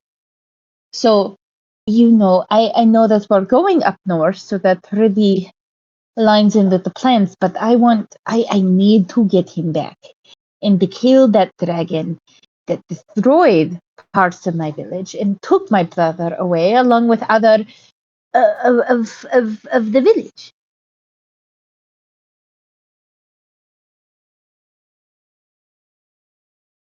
Sorry. I thought that I had told you before. Why would the dragon steal your brother? Like that's so as terrible as it is. Know. Like, where did this red dragon come from? What does he want from your brother? I don't know why he'd want anything, but he took others, so maybe it was just a sudden thing that he took them all. I don't know why he's doing it. Too? No, just other people who were on the beach that day, minding their own business. I tried to stop it. I tried to follow my brother, but the dragon only looked at him, and he didn't even look at me. It was like I didn't even exist. And It's just I could have tried a little bit more. If I had just gone a little bit to the right, maybe I wouldn't have fallen. And, maybe if I had picked up a spear rather than a rusty sword, I could have done something. I'm gonna go to sleep now. It has been nice. I'm going to go to sleep. Crow's gonna step forward and try and give Brian a hug, and it's gonna be really awkward and everything. I'd rather. But she's just gonna like embrace her, be like, "I'm so sorry that happened to you, and I can't imagine the fear you would have experienced in that moment. And I hope you know that you didn't do anything wrong in that moment." That's the thing. That's the thing that always keeps me up at night. It is not. I wasn't feeling fear at the moment that I saw those golden eyes staring at him. It was the fact that he wasn't even looking at me. I was being selfish in that moment, but he didn't even care that I was there. I was invisible at that point, and I couldn't even touch the whole thing. And What was the dragon looking at? You said your brother? it's my brother. Everyone but me. Everyone but me.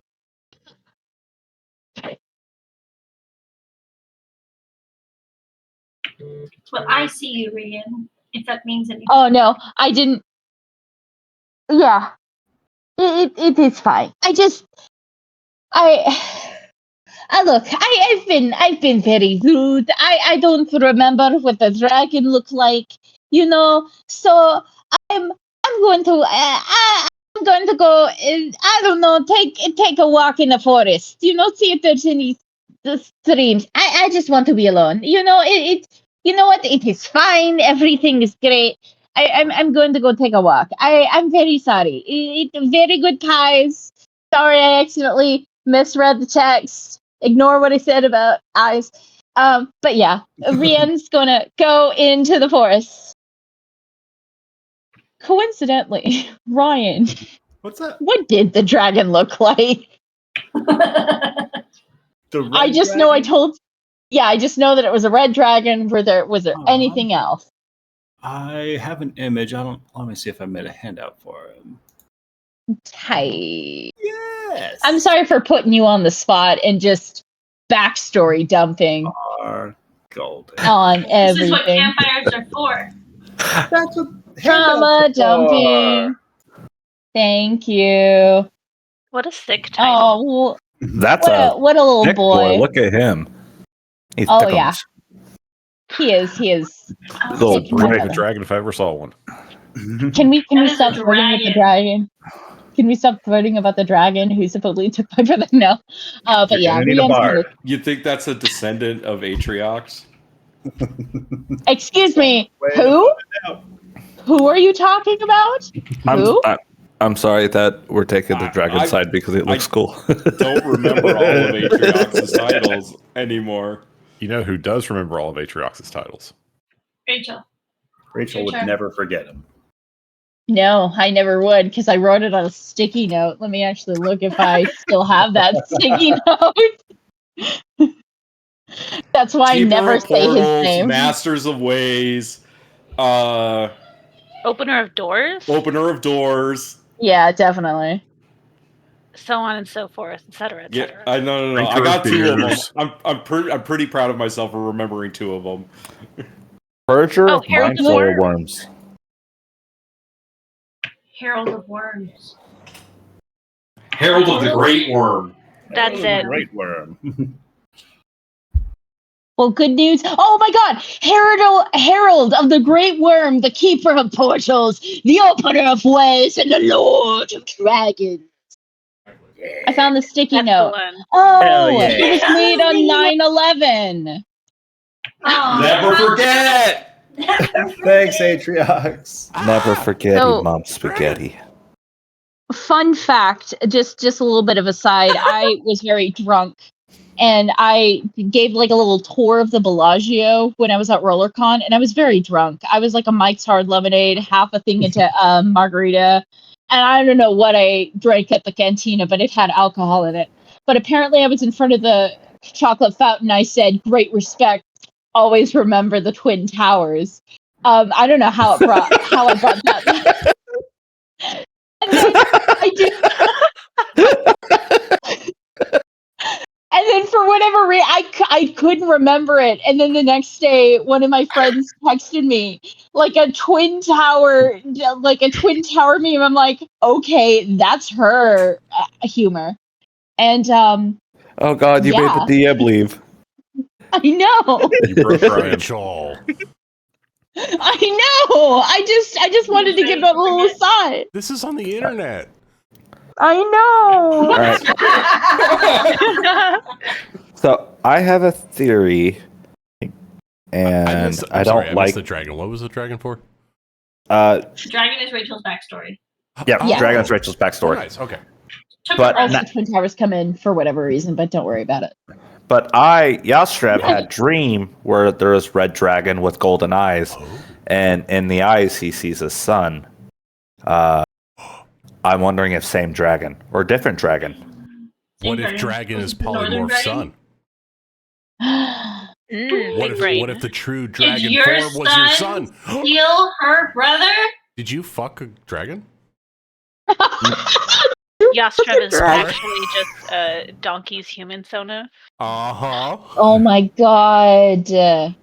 Oh my god. That would make sense with my descendants. Sorry, I was so deeply offended I had to go shout the national anthem. American flag. Wait. Look, I said remember. We were covered with dragon fucking, so we're all good. All right. This is exactly like the banana incident in Derby. Don't put Nana in the corner. So we sleep through the night and then head back into town, right, guys? Fuck. I am so ready. So it's the next day, and it's the scent of cedar smoke and baking bread that reaches you before the town itself does. As Westvale sits a bit quiet under the early sun, with its rooftops glistening with the morning dew and chimney smoke beginning to curl lazily skyward. After the cold shadows of Twilight Dell, the sight feels impossibly warm, almost alive here. The children begin darting between the market stalls, and the clang of a blacksmith's hammer echoes faintly down the lane. As you cross the square, a small voice pierces the hum of town life. Grandma! As Vora's cry cuts through everything as she bursts from behind a wagon, all curls and dirt smudged cheeks, as her little boots pounding the cobblestones, and in a heartbeat, she's in Bree's arms, clinging tight enough to make her stagger backwards. With her tiny fingers twist into Bree's hair, and you can feel the tremors in her shoulders, and the held-in fear finally breaking. "You were gone too long," she whispers into Bree's neck. And a moment later, Nalia appears, but worn and tired, but smiling in that way that only those who learned a life with worry can. She hesitates a few steps away, and a look of visible relief looks to wash over her frustration. Bree picks up Vora and waddles over to Nalia and just embraces her. It's all right. Everything's fine. Everything's fine. Nights have been restless since you left, she murmurs. But we kept the hearth burning, and I knew you'd find your way home. For a long while, the only sound is the wind on the leaves and the faint hum of the town's life moving around. The others might not well exist, but for Bree, there's a little bit of a weight with the family and the warmth here that you feel start emanating from your amulet a little bit. Somewhere that Heartwood amulet pulses a little bit rhythmically, echoing this welcome home. Yeah. Was everything all right while we were gone? No incursions by the goblins or the horde or anything like that? It's just been so boring without you guys here. Tell me you brought some undead with you. No. I'm ready. I could take on like 10. We didn't bring any undead, but I think Shikari still hasn't used her little helmet tonight. I think that you might be able to go talk to the animals. I found a family of squirrels that are living out back. I think they would love to talk to you. I'm going to let her go and sick her on Jakari. Jakari already has the helmet out, and she's kind of holding it out in front of her, trying to ward off any, like, overly exuberant expressions of affection. Like, here, just take it. Thank you, Mishikari. I'll bring it back. As she's already taking off, as the one by one faces begin turning and looking, noticing these weary travelers at the edge of the square. A number of the heavier eyes look to start focusing around, and you hear somewhere one of them calls out, "They're back!"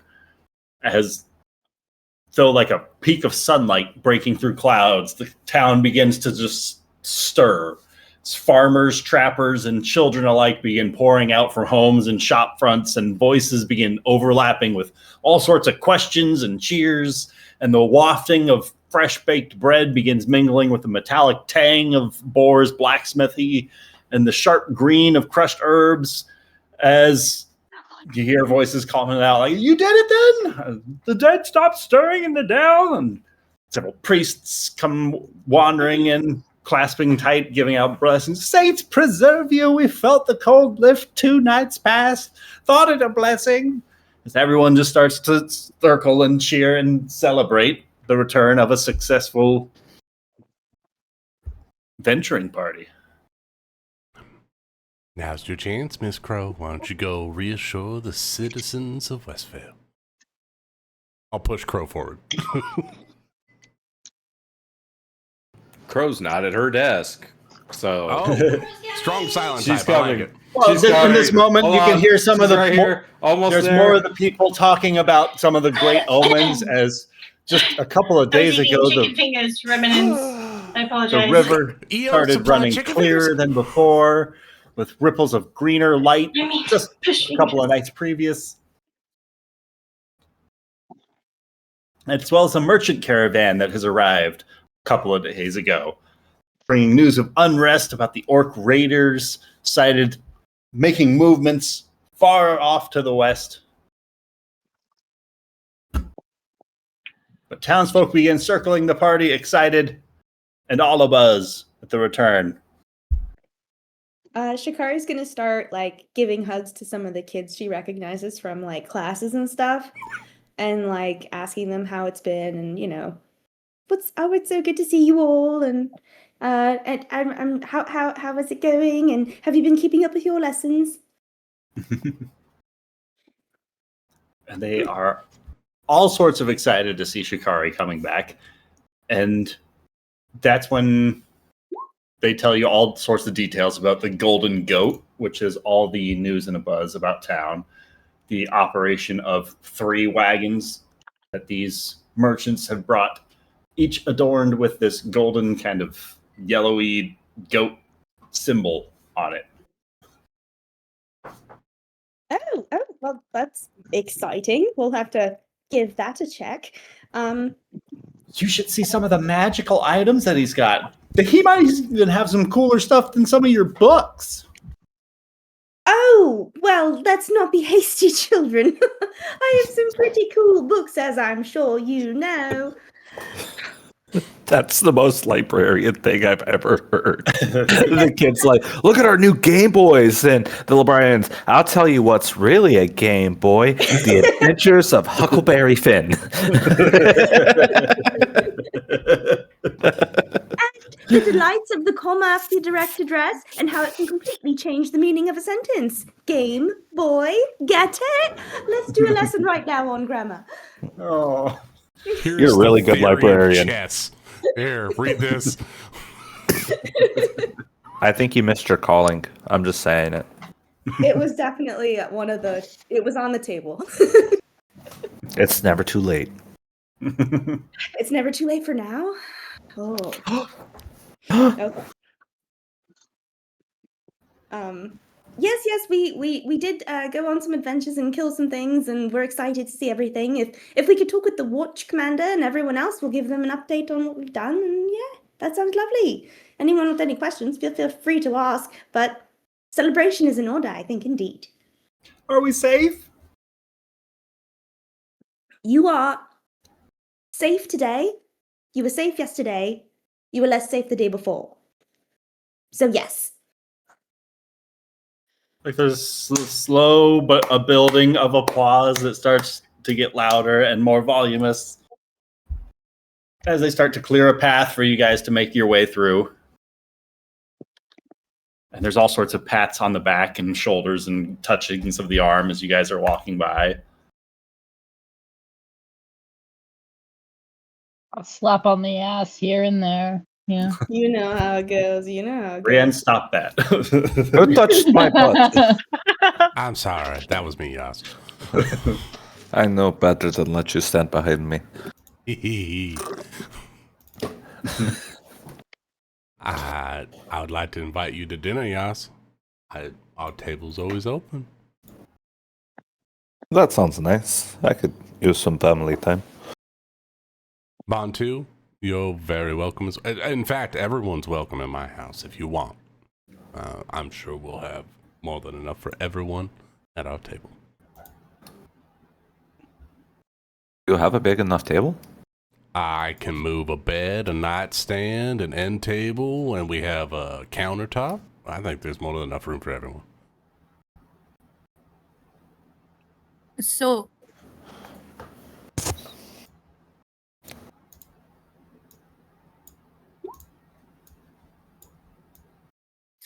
this is the dinner before we head out to get Mordecai?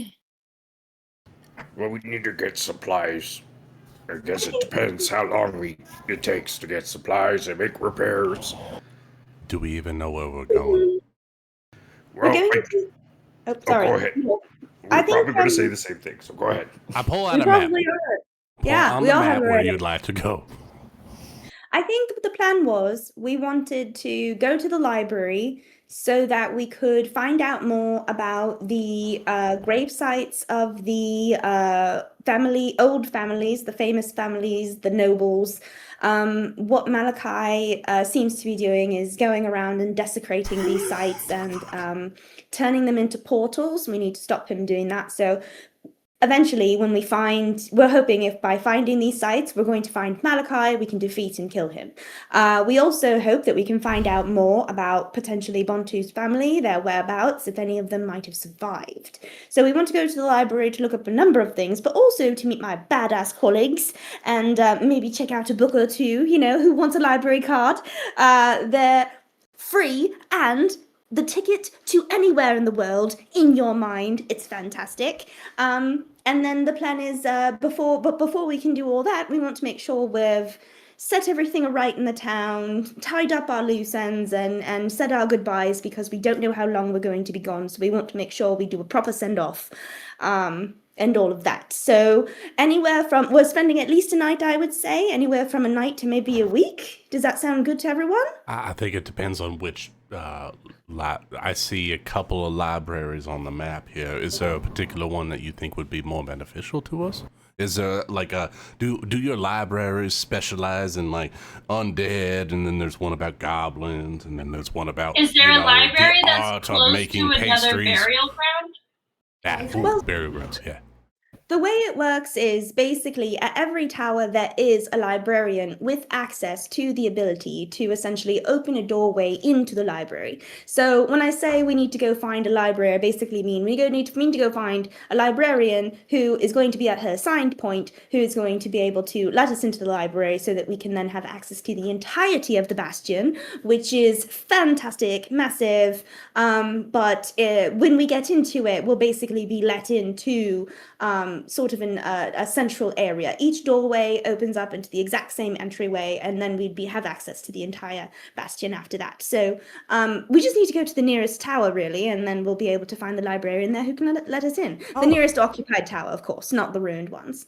Oh, so that's like giving Rianne a fish and her spatting out a bunch of knowledge about other fishes that might not be the particular fish that you have. It's a bit more like opening a door, expecting a wardrobe, and instead finding Narnia on the other side. I keep my yarn in a basket behind the couch. Narnia is a wonderland akin to a library, but not as cool because it has fewer books. This is above my head. I'm going to let you all figure that one out. I think we could probably just hug the river all the way up to Scale Side. There's a tower up there, right? That's what I have on my map, yeah. That tower over there. That way we don't get lost. I mean, that works for me. I don't, Ryan, I spent a little bit of time with the road people. Would I know if there's any? There, thank you. Yeah, the Pathfinders. Is there any inherent risk travel? Like, do we know if there's like terrible river denizens that would be worse than traveling the mountainside? The risk of any sort of creatures that are fleeing the deeper depths of the ocean rising up out of the shoreline there. Oh, well, we got a fisherman. Always something to deal with. Otherwise, I mean, you're not going to have anything like sneaking up on you from the east, at least, or the west, anyways. Since it's a shoreline. I vote the Riverside Tower, personally. But once you get outside of the forest, it's going to be more of an open grassland out there, so you will be visible for kind of a ways. I'm very short, and I'm okay. Yeah, but horses aren't. It's going to be three short people not above the grass line and three Everyone else people is above. probably your height. I'm sorry, I zoned out. Are we heading north or south now? North. We're in the town. Oh wait, sorry. We're just in the town, aren't we? Or do you mean like in terms of the plan everyone's making? Plan. Yeah, the plan. Discussing plans and I think we want to go north, not east. I think we want to follow the river. Yeah, we should follow the tour. It's like exactly the same, isn't it? Yeah, it's almost exactly close to it. But I think north is good for exactly what you just said. Following the undead, that's where they're going. That's probably where Malachi's going. I do think visiting Scaleside would be good because if I remember correctly, House Orenthas resided near there, so potentially there's another burial ground to cleanse in that area. Oh, that might be something that we might want to map out. I'll put on the map. Do we know of any large scale battlegrounds, mass graves, and or ceremonial burial grounds in the area? That way, if we do come up against Malachi and or one of his lieutenants, that maybe we can, plan our trip either through those locations to cleanse them or around them so we don't get involved. Looking at Chikari, who has like that crazy memory of all shit going on. I know of two of them, even though you're looking at Chikari, so I'm sorry for interjecting, but I do. I do you're know so that tall. I'm sorry, I should look up. What are you looking at, Crow? Duskvale is near Cinder Peak, so I think we have two in our vision that we could easily get to. It's just deciding on if we want to go to Cinder Peak or Scaleside first. But seeing as several people have already talked about scaling the river, we may as well go see Scaleside first, and then if I understand correctly, which I might not at all, did you say if you go into one librarian's tower, you can go through another one? Basically, the tower is where the librarian will be. They will cast a spell that opens a doorway. The doorway is a portal into sort of essentially, if you want to think of it as a plane, it's a plane of existence where the bastion exists. This is the library. You can access any part of the library if you can walk through a portal created by a librarian who has the spell.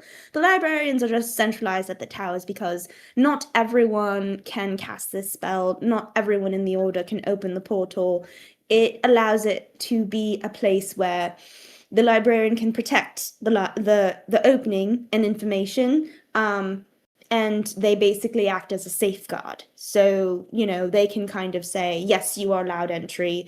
If someone is obviously coming in to steal, anything like that, the librarian would say, no, I'm not casting the portal, no matter what you do to me. It can be quite a dangerous job. But they're stationed at towers, and so that's why they're there. So with being able to get into the library, can you exit the library from a different location or no? You can pop out the other side. It does act as a portal. Correct me if I'm wrong. Voice in the sky. That sounds like Ryan. All correct. Yeah. So we can Yeah, go that's to the idea. Is you can pop back Scaleside. out wherever you want. We can go to Scaleside, hopefully, potentially cleanse that resting area, and then go to the librarian's tower. You can talk with your friends, and then we can pop out south of Cinder Peak and have a much shorter journey to the next potential grave site that was desecrated. I love this idea. However, I would say that there's no harm in flipping the first two steps, because if we go to the library, we can ask what they've done at Scaleside. It's entirely possible they've already been there, done that sort of thing. However, if you want to go, there's always a chance we see Malachi there. He doesn't know. But given the proximity to the tower, Malachi knowing what he might know, I don't know how much he can pull from my mind. I would say perhaps it could be beneficial and safer if we go to the tower, the library first, make sure see what the other librarians know about what we've been experiencing and what we've seen and what we know, and see if they've already done anything at Scaleside. That way we're not walking into anything and perhaps, I don't know, something we don't know, something we're not, there's every reason to think a librarian might have already been to Scaleside. So are you saying we go to this librarian's tower south of Cinder Peak because it is a shorter journey, and then we can teleport to Scaleside from there because it is a few days shorter of an adventure? That's not what I was saying, but I would love to take credit for that fantastic idea. I again, I don't know a whole lot about magic. Do you have the ability to contact people from these different librarian establishments before we decide to spend multiple weeks of travel to make sure we're going to the right location? Otherwise, we're spending a month away from my family, and I want to make sure that we're going to the right place. Well, it's absolutely possible that I can send a message to Papa Eric, and, talk to him about what he knows. He can talk to me back. But I think Crow is right in that we need to go anyway. If we're going to go to the library first to find answers, we can do that, pop out and actually save ourselves time by then taking the library essentially and taking the back door to Scaleside, popping out there if we need to, or potentially saving ourselves that trip entirely if the librarians tell us Scaleside is a no-go, it's cordoned off, it's safe, it's been all of this and that, and we don't need to spend time there, then we don't need to go there. We can bypass that and go straight to our next destination. It could be quicker actually if we do this plan. Is there a way you can send a message to a fellow librarian in the librarian's tower to make sure they're present there before because in Bree's point, if we go to Scaleside, we can see it for ourselves. We can get there. We can get to that librarian's tower, and there's two things to do there. Or we go to this librarian's tower south of Cinder Peak, and if there's no librarian there at that moment, then we have to trek either way. Oh, I see what you're saying. It's in case something happens. Even if I were to message, for example, Papa Eric today, it could happen. Librarian A is killed in a cliffside accident or something, and we get there, they're dead. They cannot open the door. And then we're not only out a portal, but now then we have to travel the entire distance all the way from that tower to this tower, and we've lost all that time. But if we go here, we at the very least know if this librarian has been killed in a freak accident or by Malachi or by a cliffside, that we at the very least can see Scaleside and get that crossed off the list. That's what you're saying. Exactly, yes. I would say if that's your concern, it doesn't really matter whether I can get a message to anyone within the library, because day by day over the course of our journey, something could happen to the librarian at the tower. That's fair. That could always be 100%. a possibility. Fine. And it wouldn't matter whether we're what a I'm week into referring the to journey is or... if we leave West Vale, according to the map, we have to head north for about 2 days, and then we have to head directly east for approximately 5 days or more. But if we head directly north, we could probably do the whole thing in about 7 days, because we don't have to attend with the mountainside that we're nestled in at the moment. So there is inherent danger at Scaleside, but there's safety at Librarian's Tower in the mountains to the east. But it'll take longer to get there. Well, I didn't even think about the mountains, honestly. I would say in that case, if we're really concerned about there not being librarian at all, we just go to library. We go here. We go north. That's where we want to go anyway. We know Malachi is going north. We just keep going north. Go straight to this tower. Go to the library. Ask the questions we need to ask. Go to Scaleside if we need to, or go to where our next destination is. Does your little library card allow you to have access to this magical portal that teleports you all over the place? I cannot open it yet. I'm studying really hard. Thank you so much for drawing attention to this. Can I help with that? Do you need like a bookmark or something? I need to be to spell level where the DM says I'm allowed to have access to a certain spell. So you need some more real world practical experience. I think we'll find that at Scaleside. I'm a new librarian. Low-level librarians can't open the portal because... Oh, is that how that works? Normally I just go in and hit things, but if you need a single level up get you there? A clearance level. The problem is that it's quite dangerous being a librarian. We're expected to sort of do our pilgrimage right after we take our oaths, and a lot of us, it's sad to say, that it's dangerous. And sometimes, it's just safer to have the power to essentially open all knowledge only given to those who are not only able to protect themselves definitively and proven, but are also so devoted to the cause and have spent so much of their time living by the oath that they're willing to die for it if they need to keep somebody out of the library. It's quite a serious thing, actually. Being able to open the door and let people into the library, it's considered quite a gift in my order. It's not something that you just are able to do as soon as you take your oath. It's something we all take very seriously. If I might say, considering what you just brought up to the group here, your access to your knowledge base is based on the protection and the level of experience that you have. And we just killed a bunch of goblins that are headed directly towards Scaleside. I think it might be in our best case to protect the library that is directly to the north, that is in the most imminent danger. That's an excellent point, actually. I don't want you to lose your library card, because that would be very bad, and I want you to have access to this magnificent thing of knowledge. I personally, Scaleside is my vote, not Mountainside. Like, there's been several Scaleside votes, so yeah, I agree. I think we head that way. We can see two birds, one stone, and we can get to the library's tower and go to the eastern one as well. We can hit both of them as long as the librarian's alive. And if not, we'll just figure out how to get Shikari her card to surpass the portals, and she can become her own librarian.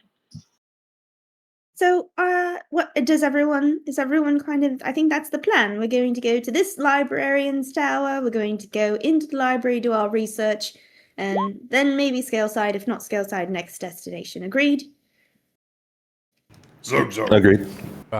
Do we have an idea of what we're doing after that? I know there's a lot of possibilities. We will see. We're hoping we'll get some answers in the library that might point us into the direction we need to be going in, target our research from just all graveyards where nobles are buried to this is the one you definitely want to go to. So. I completely. Are you worried about your family, Bree? I am, Crow. If we are planning to be more than a week out, which it looks like any tower that we go to is going to be a week out, I don't want to be 2 weeks away from my girls. So, if Do you think it would be better for them to stay here for now, because we know that Wintervale is completely secure? I'll have to talk to them and see how Nalia feels about being alone for 2 weeks to a month. Up to this point, I don't leave them here, and I there. don't want you to feel forced to leave them. But this way, if they, I don't want to drag them into something unknown either. They're very capable women, absolutely. But Shikari, don't you have a way you can speak to your librarian friend? Is there a way to send a message to Bree's family if we decide to? Maybe they could take a journey to the librarian's tower, or Bree, do you even want them to travel alone to there? And we could meet up before we head to Cinder Peak. I don't know. I don't want your family to be stuck on the road, because really going into Scaleside, we really don't know what we're going into. Has anyone ever been to Scaleside? I haven't traveled much further than Twilight Dale, to be honest.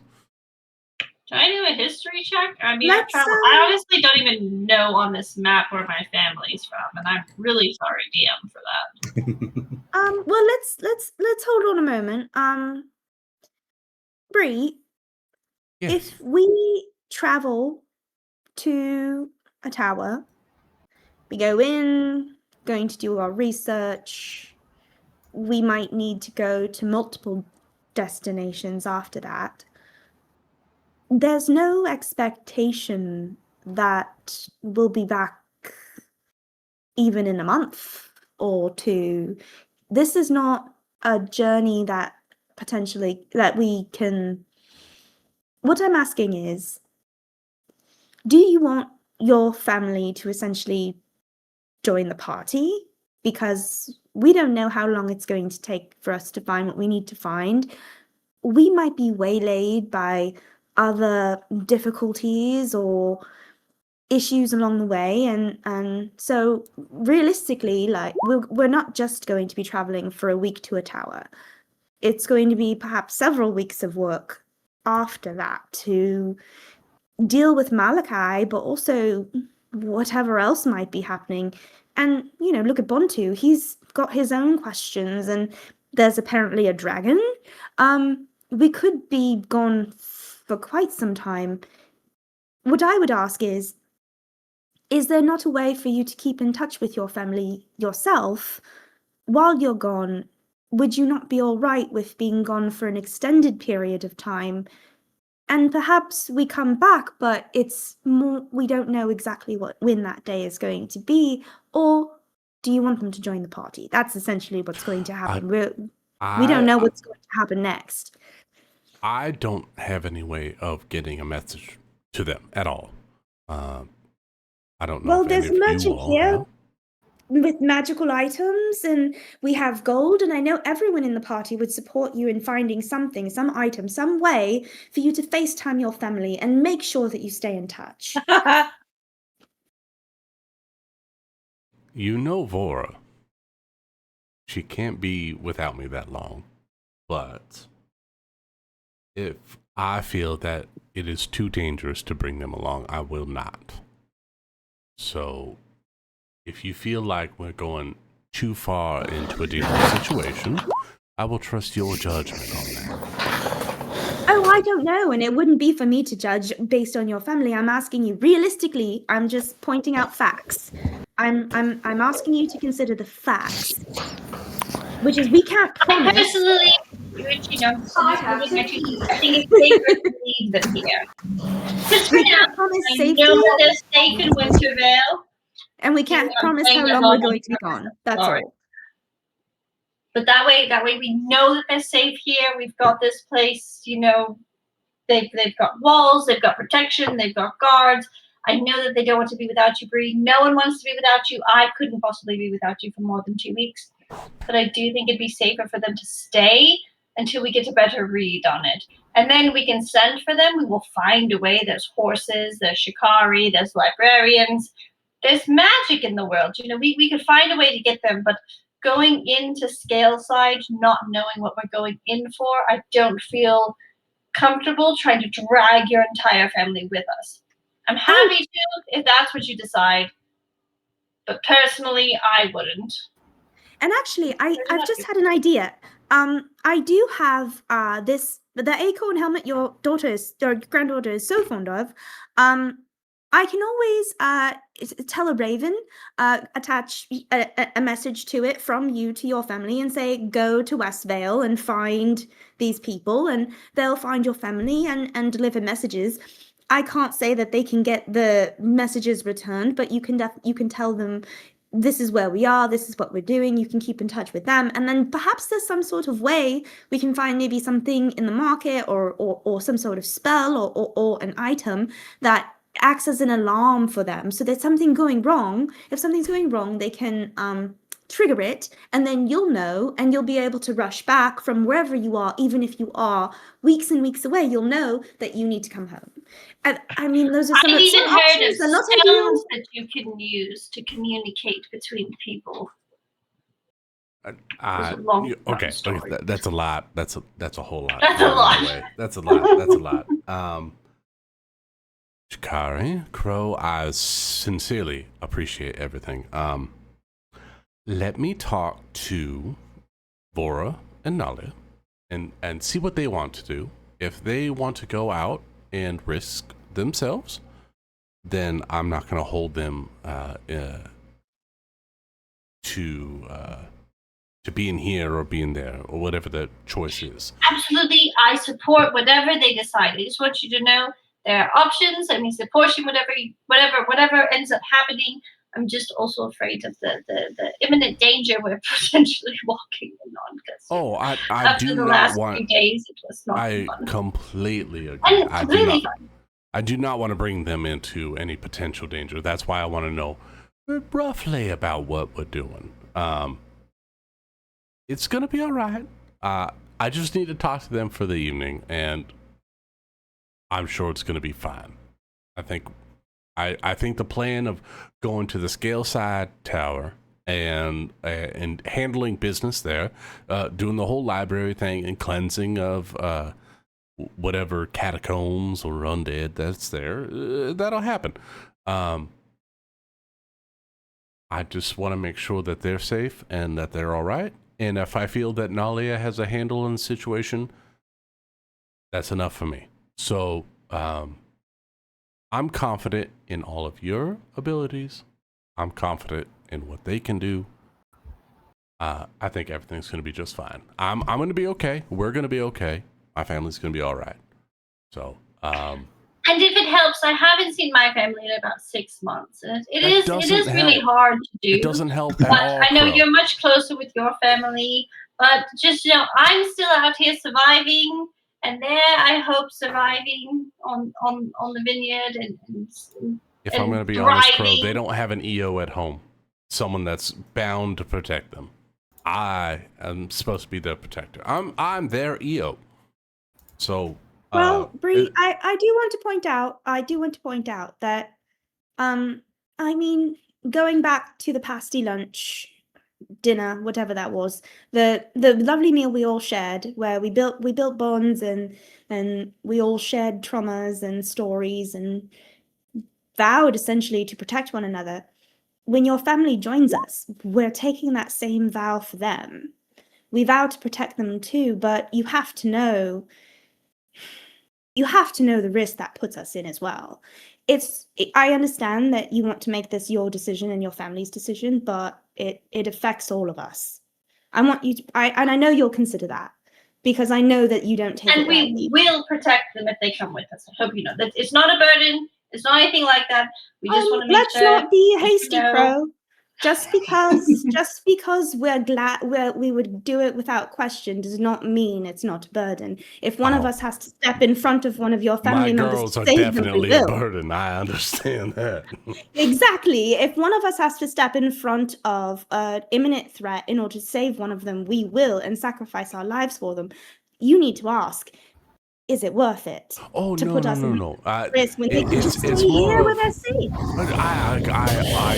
I completely agree, and that's not my intentions at all. I'm not gonna march them directly into an undead horde. I just want to make sure that I'm not too far from them for too long. That's all. But if we feel That like is fair. it's a handleable, we can handle the situation, then I have no problem leaving them here in Westvale. I'm gonna have a stern word with Boar, and I'm gonna make sure that he keeps his end of the bargain up. And other than that, there's really not much else I can do. I can't protect everybody all the time when we're out on the road, let alone whether we're here in Westvale or in a castle somewhere up in the mountains.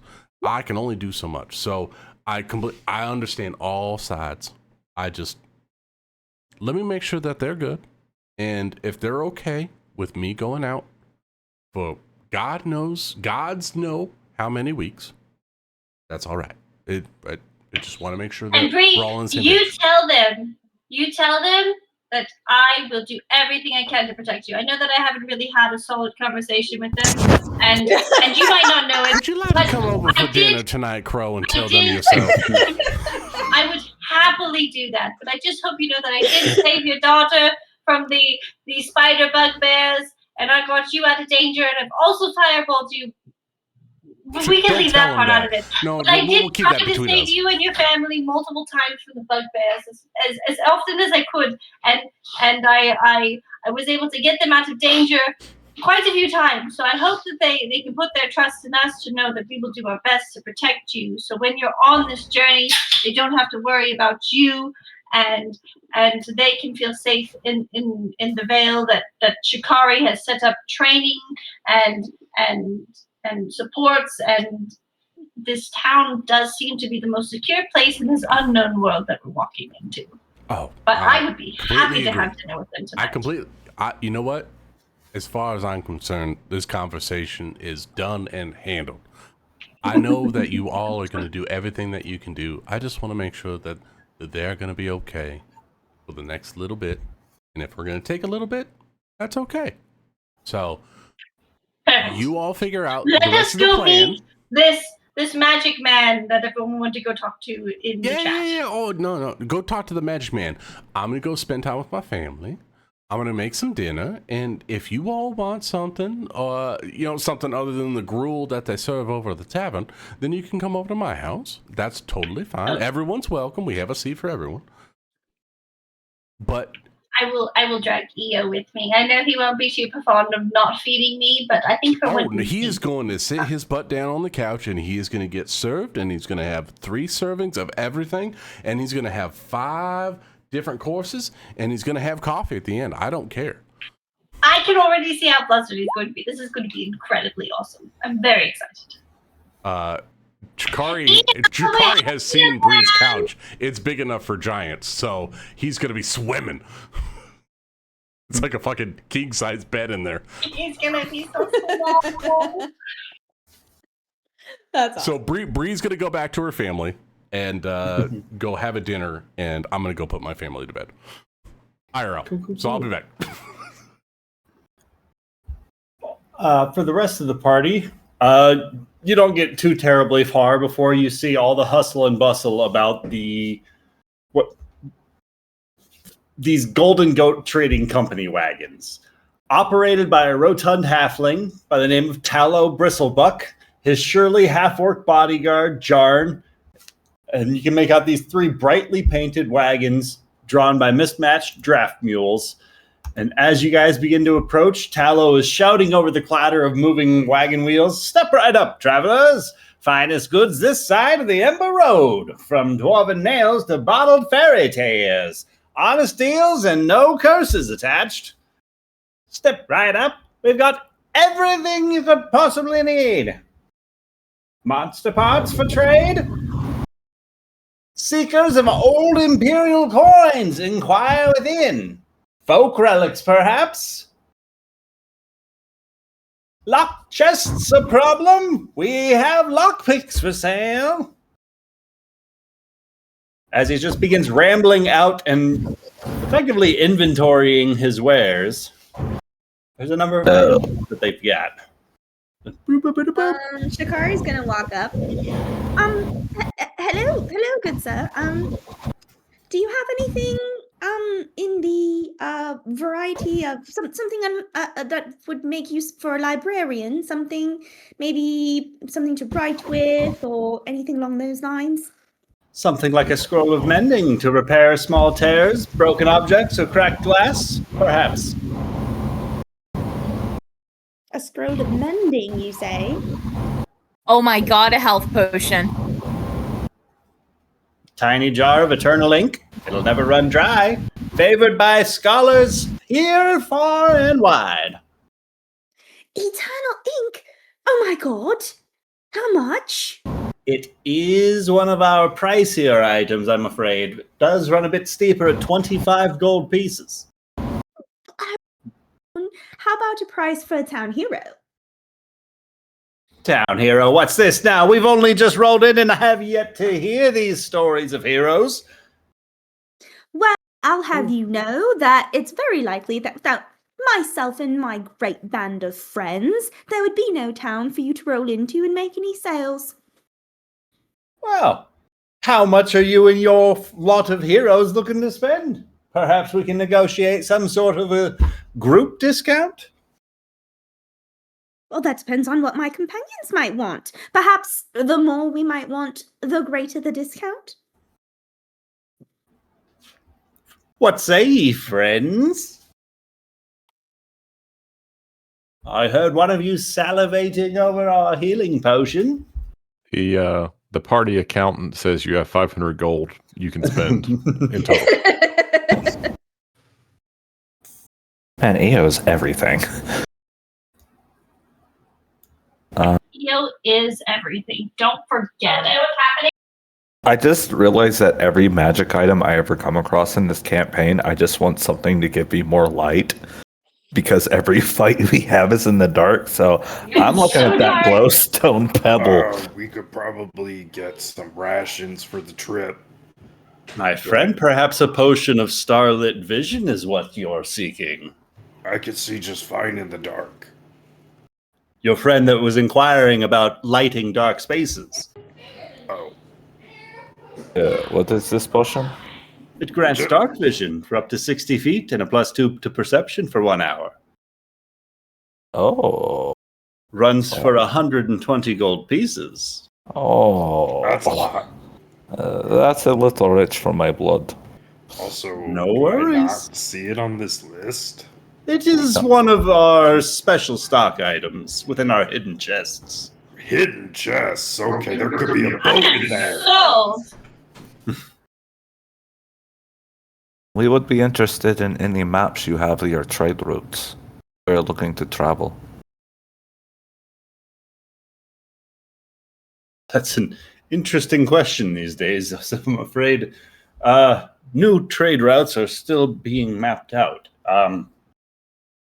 Are you all residents of Westvale? Perhaps our next circulation, I could sell you some of our copies of our route.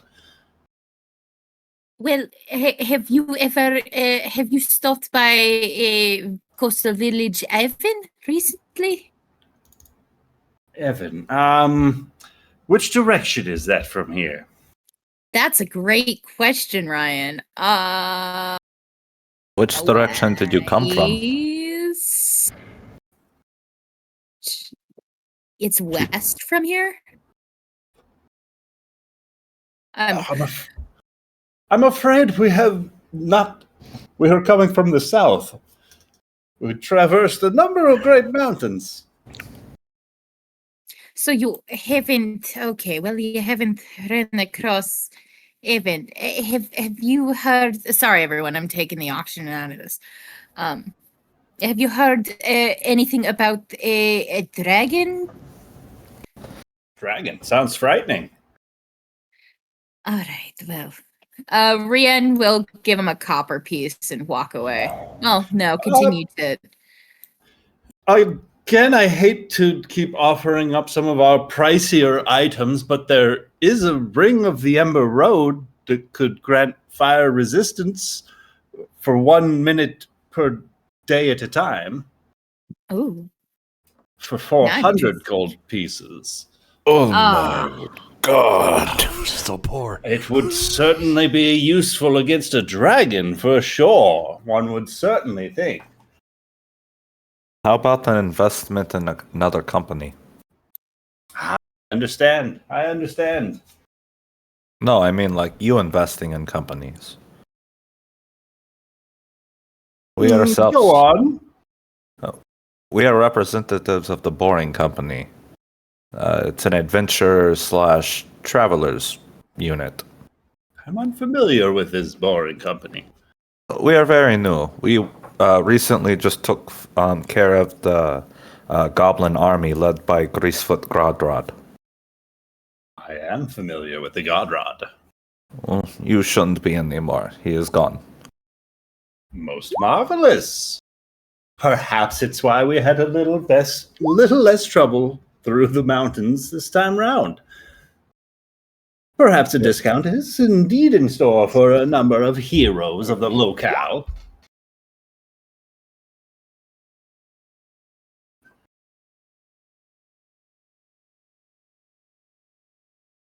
So how did you lot come to best Godrod and his horde? We killed a lot of goblins. Huh. Well, yes, I suppose that makes sense. And I'm not trying to be dramatic. We killed a lot of goblins. I don't think anyone could ever accuse you of being dramatic, Yoss.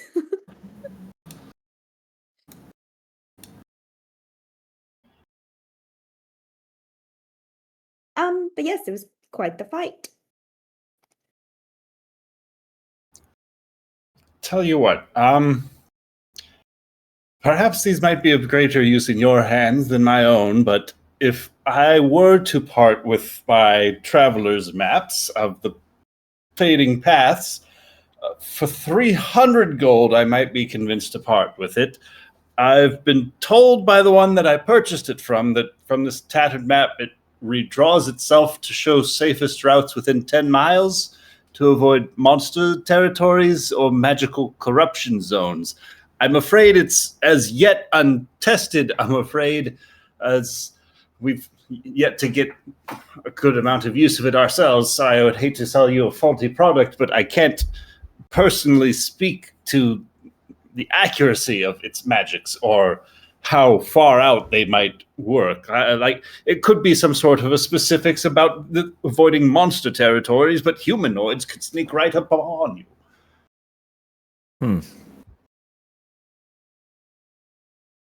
As I said, upon our next circulation through here, I will know more about this artifact myself, and I will have more details for you. But it's a bit untested as yet. It's one of our newer items. How long will you be in town?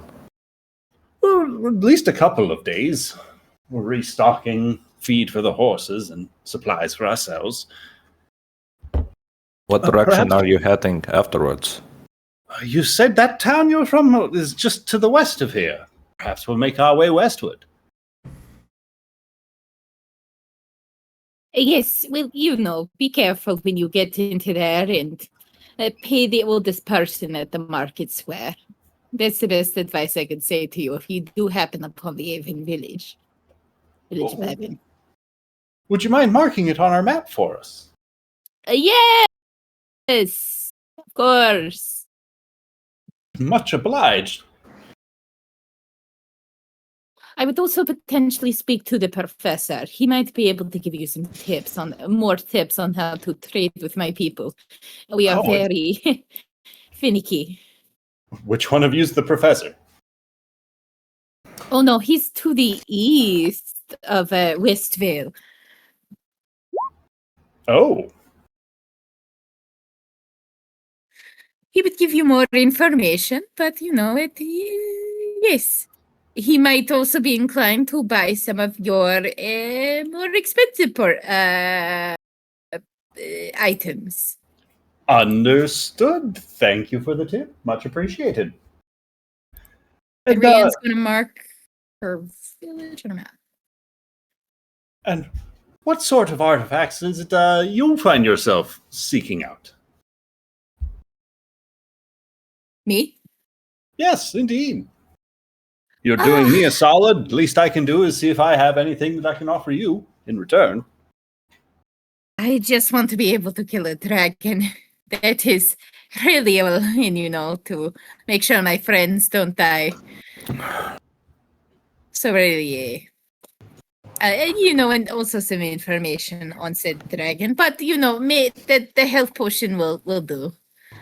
That dragon's not back to the west of here, is it? No, last time I heard, it's to the north. Right. So west it is. Hey, I don't suppose you deal in trade, do you? Well, depending on what you have to offer, we have been known to trade in monster parts or collector's coins. We did find this, and he pulls out the +1 short sword. It's a magical blade, and I believe it's very, very old. Ooh. Would you trade it for that fire resistance ring? Would you trade it for a Scooby snack? Run me a persuasion check. Is that the only artifact that you have need of? Don't we have gems? We also have 80 gold pieces of Everston coins. He mentioned something about trading in ancient coins. So they might be worth more than actual 80 pieces. I'd say 1 coin is worth 100 pieces, but that's just my own personal opinion.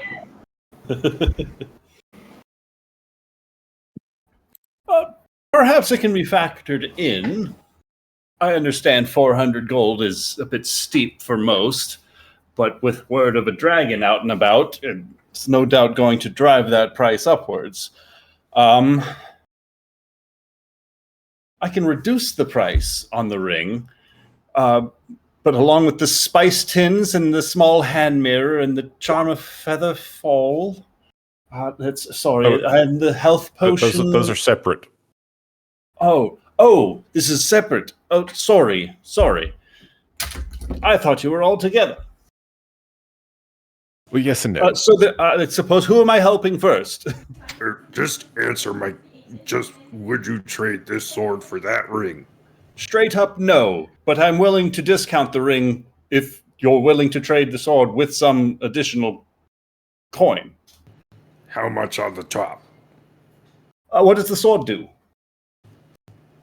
It's a magic sword. It cuts things. Okay, You if it's a stab him magic with sword, it at the end.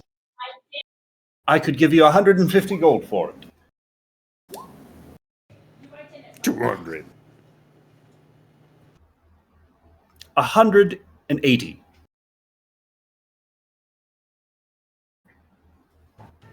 I might as well keep it. Very well then.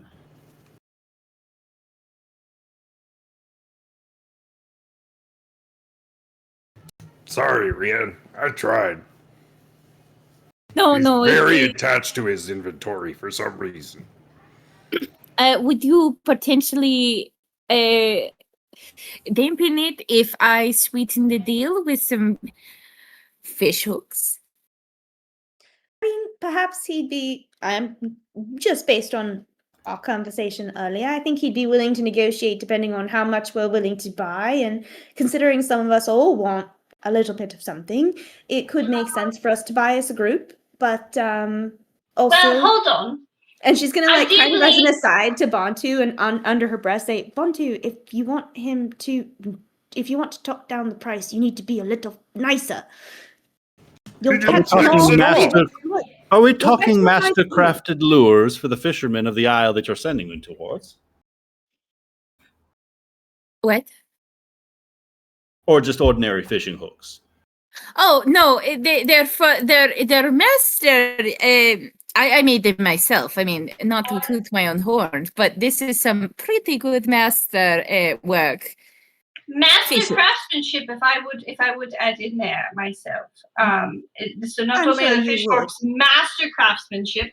but also the sword that you're not super inclined to give more for. I don't think you quite understand the background of the value from it. It actually is quite ancient, and if you would look at this hilt here, you'd be able to see the intricate details that were carved into it, dating it back to a number in history, and I would like to do some sort of check to see a persuasion check, maybe perhaps, to see if we can get him to move that number a little bit more.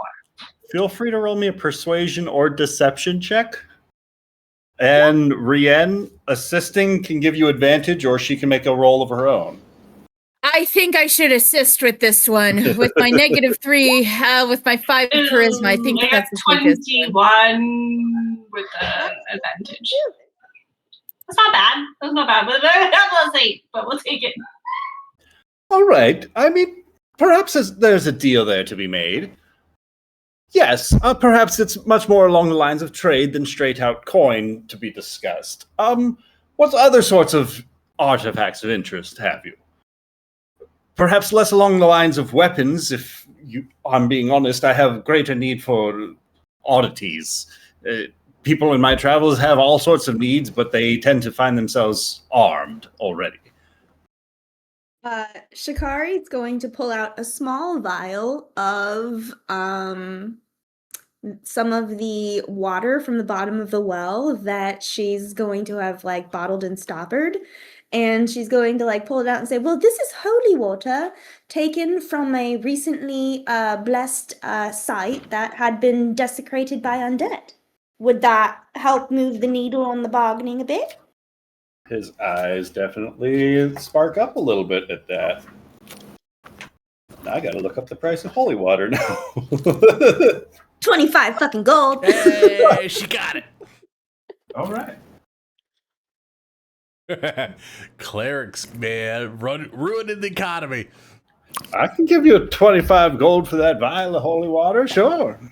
And I'm interested in particular in the jar of eternal ink, the pipewood pouch, and the wooden horse there, the little tiny wooden horse. So if we were to say add the vial, perhaps another 25 gold onto the purchase, could we maybe negotiate the sword into the deal as a trade for the item that Bontu wants? So the 25 gold of the holy water in exchange for the 25 gold tiny jar of eternal ink, as well as the wooden horse, and there was something else? The pipeweed pouch, and then potentially helping with the deal that Bontu's trying to negotiate. I see. Very well then, very well. And obviously, I think there was something else somebody else wanted. Simple bag contains 80 pieces of Averson gold coins. Yeah, I mean, that's Shikari, since she seems to be the most accomplished negotiator. Yay. Mm-hmm. All right, let me start tallying math here. So, plus...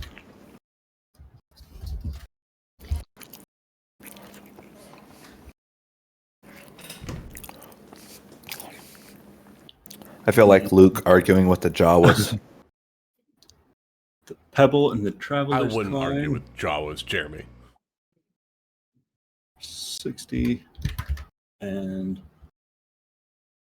which pebble? Oh my god, I just remembered I played an Ewok Mandalorian Barbarian. You fucking did. That dude was awesome. Dude, I was looking at my character sheets. I want to play that game again so badly. We'll get there. I just make it inspiration. I want to play Mohambi, and I want Ben talking my ear off. It was so much fun. Old Ken Benoji. Old Ken Benoji. I forgot Ben was just a Force ghost. If we're selling things, Seneca has a smoky quartz worth 65 gold. Ooh. She has no use for it. But it's smoky. And It's so pretty. minus 80 gold of Aberston. I need to start collecting loot. You guys are fucking rich. I have nothing. I'm just like, EO, do you No, have money? A lot of this is just party loot. I don't. What, we have party loot? That's a thing? Yes, sir. All right. So I've got the holy water being traded, the tiny jar of eternal ink, the pebble, the traveler's coin. In exchange for 80 pieces of the Aberston gold coin, I can give you their worth times 1.5 per piece, if that's acceptable. I will give you 200 gold for the sword and 65 gold for the gem. I believe that comes out to a remainder of 86 gold in exchange for these items, including the Ring of the Ember Road, if that's amenable.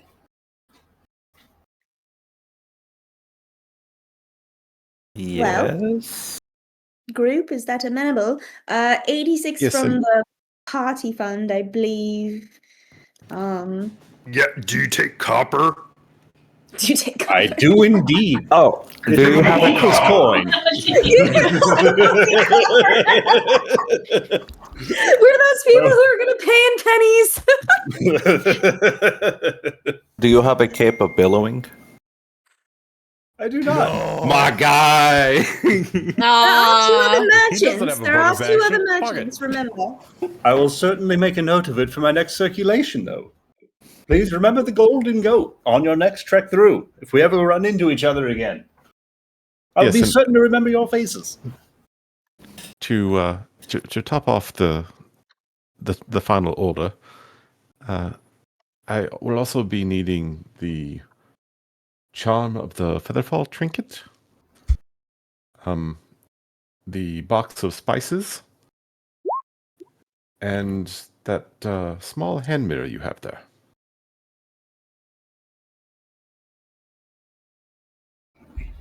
I can Hell let that yeah. go for 75 gold.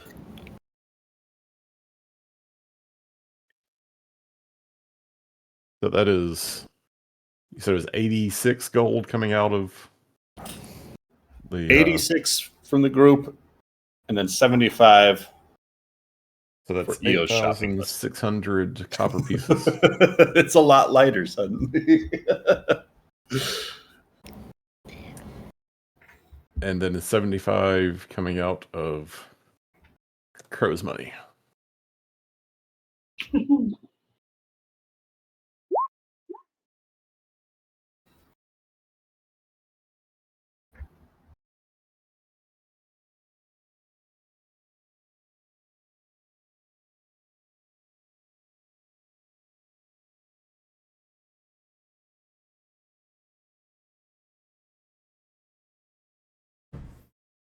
Okay, so EO is taking the box of spices.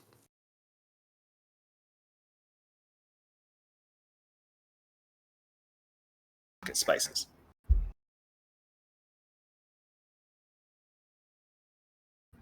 I think we're all Do we want to grab the witch's whistle? It just feels ominous that it's there.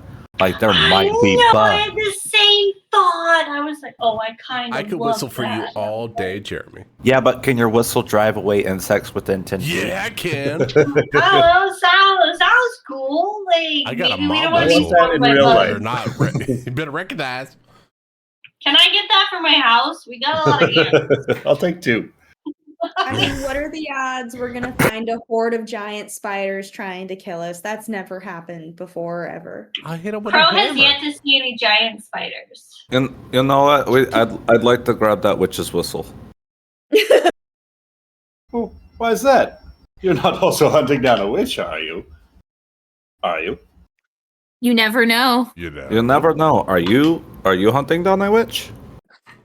I don't Are you coming to the think tree? so. Oh, no, you don't need it. I will buy it off you. 15 gold.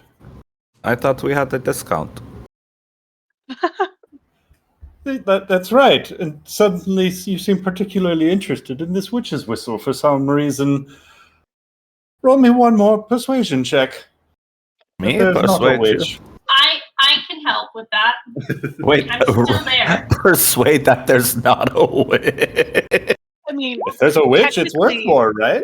I don't believe there's a technically, witch, sir. You there did is better, a witch Yasser. among you, considering that the village dubbed Seneca as such. No, you're just awesome. Don't I have a think less of 16. yourself, Seneca. Very well. 11 gold? Oh, I'll pay you 11 gold from money that I have that someone else holds on to. Because Sorry, you did say No gold. fucking Yes, blood it's dry. not more copper. that's a good point. Do we have more copper to give? All right, so that's 1,100 gold or copper going. Hey, that lightens the load. Yeah, but now that it's in a bag of holding, it doesn't really matter. Doesn't it? Yeah, nobody has to carry that now. Thank Doesn't goodness. it? Yeah, the merchant does, and it's hilarious.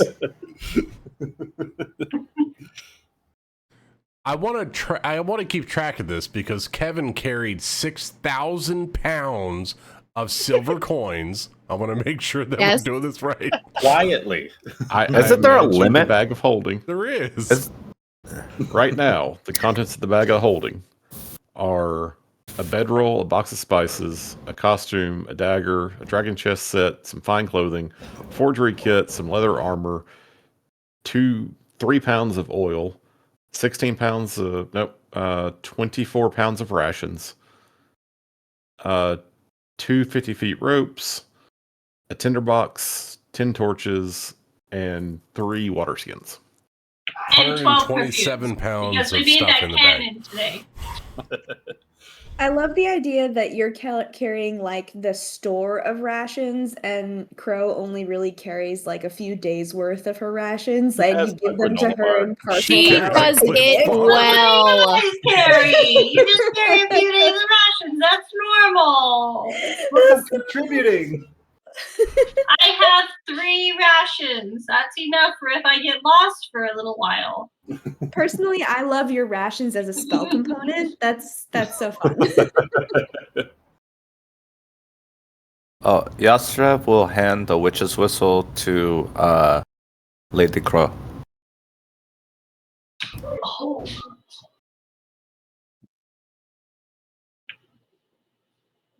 Thanks. You want me to have this? It seems like it would be more useful on you. And I know I you like really fighting small creatures. Don't like bugs. I know. I remember the twigs. There are no more twigs now. Okay. The twig blights? Is that what they were? Yeah. Yep.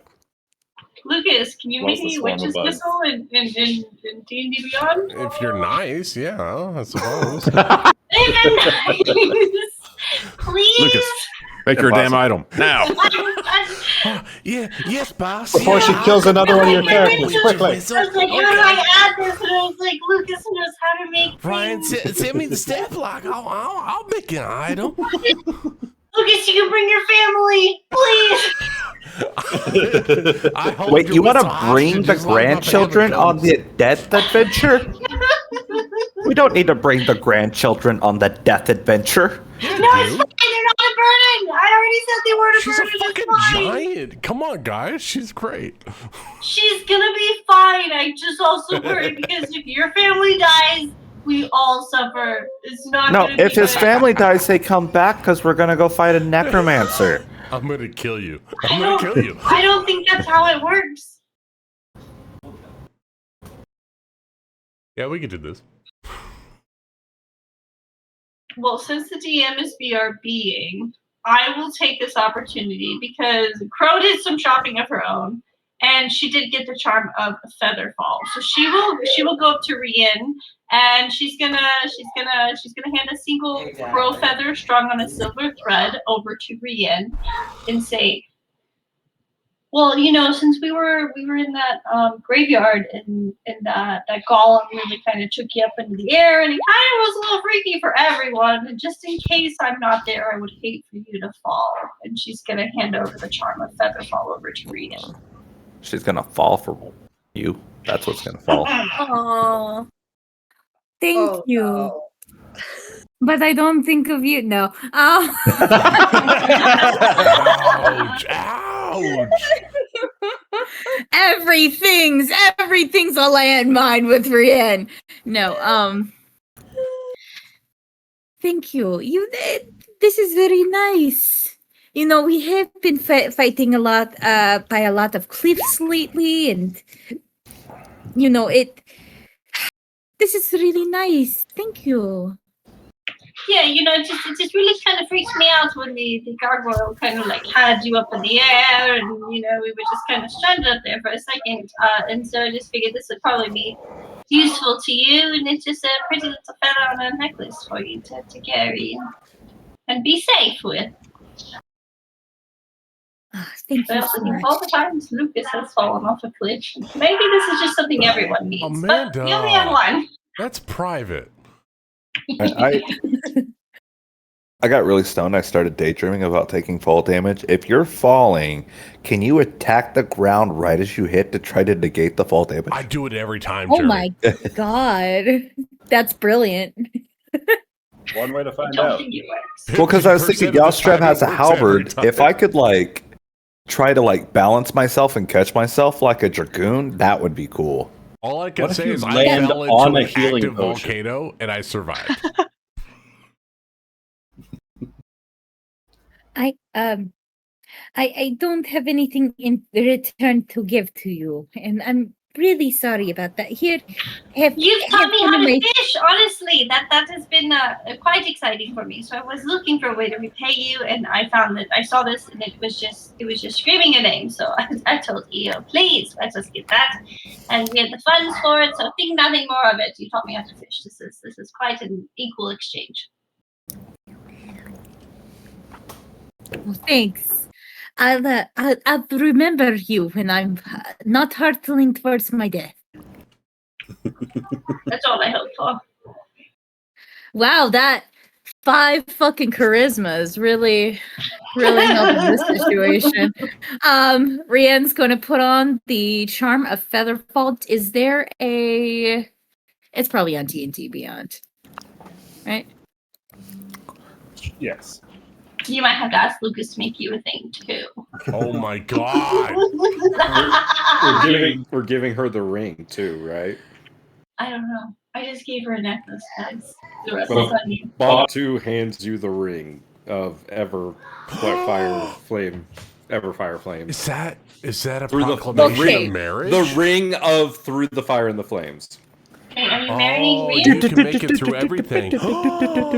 Crow and Bantu? What? No. Oh, Bantu's giving that to Rianne so she can slay stirring the the dragon. Oh my god, Rianne can't take fall damage. Rianne can't take fire damage. Rianne is set to kill a dragon right now. We're just Fuck all yeah. getting her out to kill the dragon. Icarus wishes he Her was destiny. Brienne. Bantu hands it to her and says, "Go kill a fucking dragon." Oh, and we've been working on Alley Oop. Oh my god, it's all coming together. We trained for this. Thank you, Bantu. Thank you. This doesn't mean anything, does it? This was just a shopping spree. It's not a fish. Look, It's not a fish. It makes it so the dragon's fire won't hurt you as much. That's all. Right, I remember this. Thank you, Bantu. And she will hug Bantu. I wait. forget- sorry, what's the command on Roll20 to whisper the GM? What's the slash command? /W space GM. Slash W. W, thank you. That's not ominous. What? I mean, it could be worse. You could accidentally, yeah. I'm trying to make magic items and I'm trying to talk to Ryan and I can't fucking type. Just turned me into. Yeah, and you know what? After she hugs Bantu, she realizes she didn't hug Crow, so she will hug Crow next. And then she'll feel awkward. I hope it's prolonged. Yeah, it is, because she feels bad that she hugged Bantu and not you. So she'll hug like five 3 seconds longer. 3 seconds longer is a bit long. 2 seconds longer. You know what? I need you to make a strength saving throw. Why? Do it. Why? It's wrestling time. Oh my God. You. No! That's a 10! You're That's not a 10! going anywhere. Your speed is 0. Wait, what? Bree is rooting you in place. While You have bonuses you can add. hold Crow, by the way. What? How do I have a bonus? What do I add for a bonus? Wait a minute! I can re-roll this shit. I'm a Psy fucking warrior, right? Human. Well, She will break free of this affection. Oh my God! Accepts the No. awkward hug. I'm gonna and make we it just so wait for uncomfortable awkwardness. because I'm making the magic happen.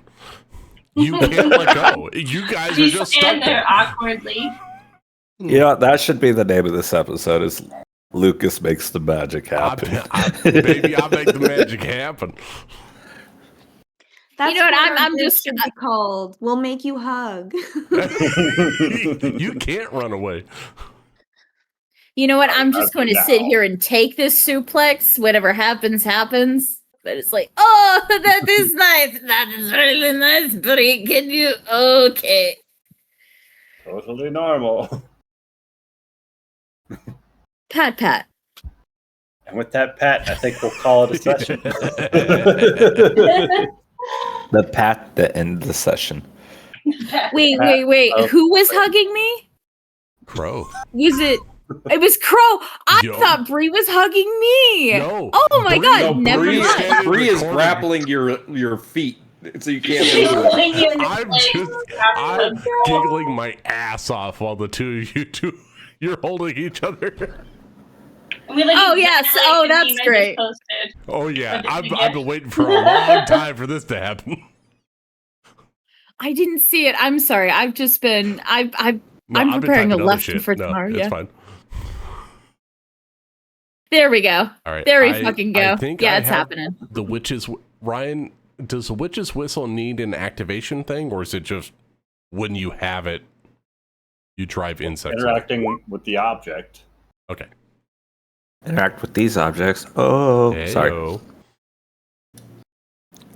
I was aggressive and I didn't mean that. Wow. I meant to little. That's Oh, it. We're does calling it a it night. require I'm anything? sorry. Oh, you ruined man. it, Jeremy. Wait, Ryan, I have a question that you were BRBing, and I brought up a theory to everybody. Just like there have been 2 red dragons introduced in this campaign. Are they separate dragons? Like, if I ask for the art of the dragon from my dream, are you going to show me the same art that you showed Rachel for Vermilion? One way to find out. I got to open back up Find out Roll20. in RP. We gotta just have to go encounter a dragon, I guess. I got to go meet a dragon. Night, everybody. Night. I can't sleep. Love you No, all. go to sleep. No, Bye. I have to build a new character and magic items because you guys are assholes. Yeah. I don't even remember it all. Put it in Discord because I can't. You're perfect. I love you. Goodbye. Bye, Minna.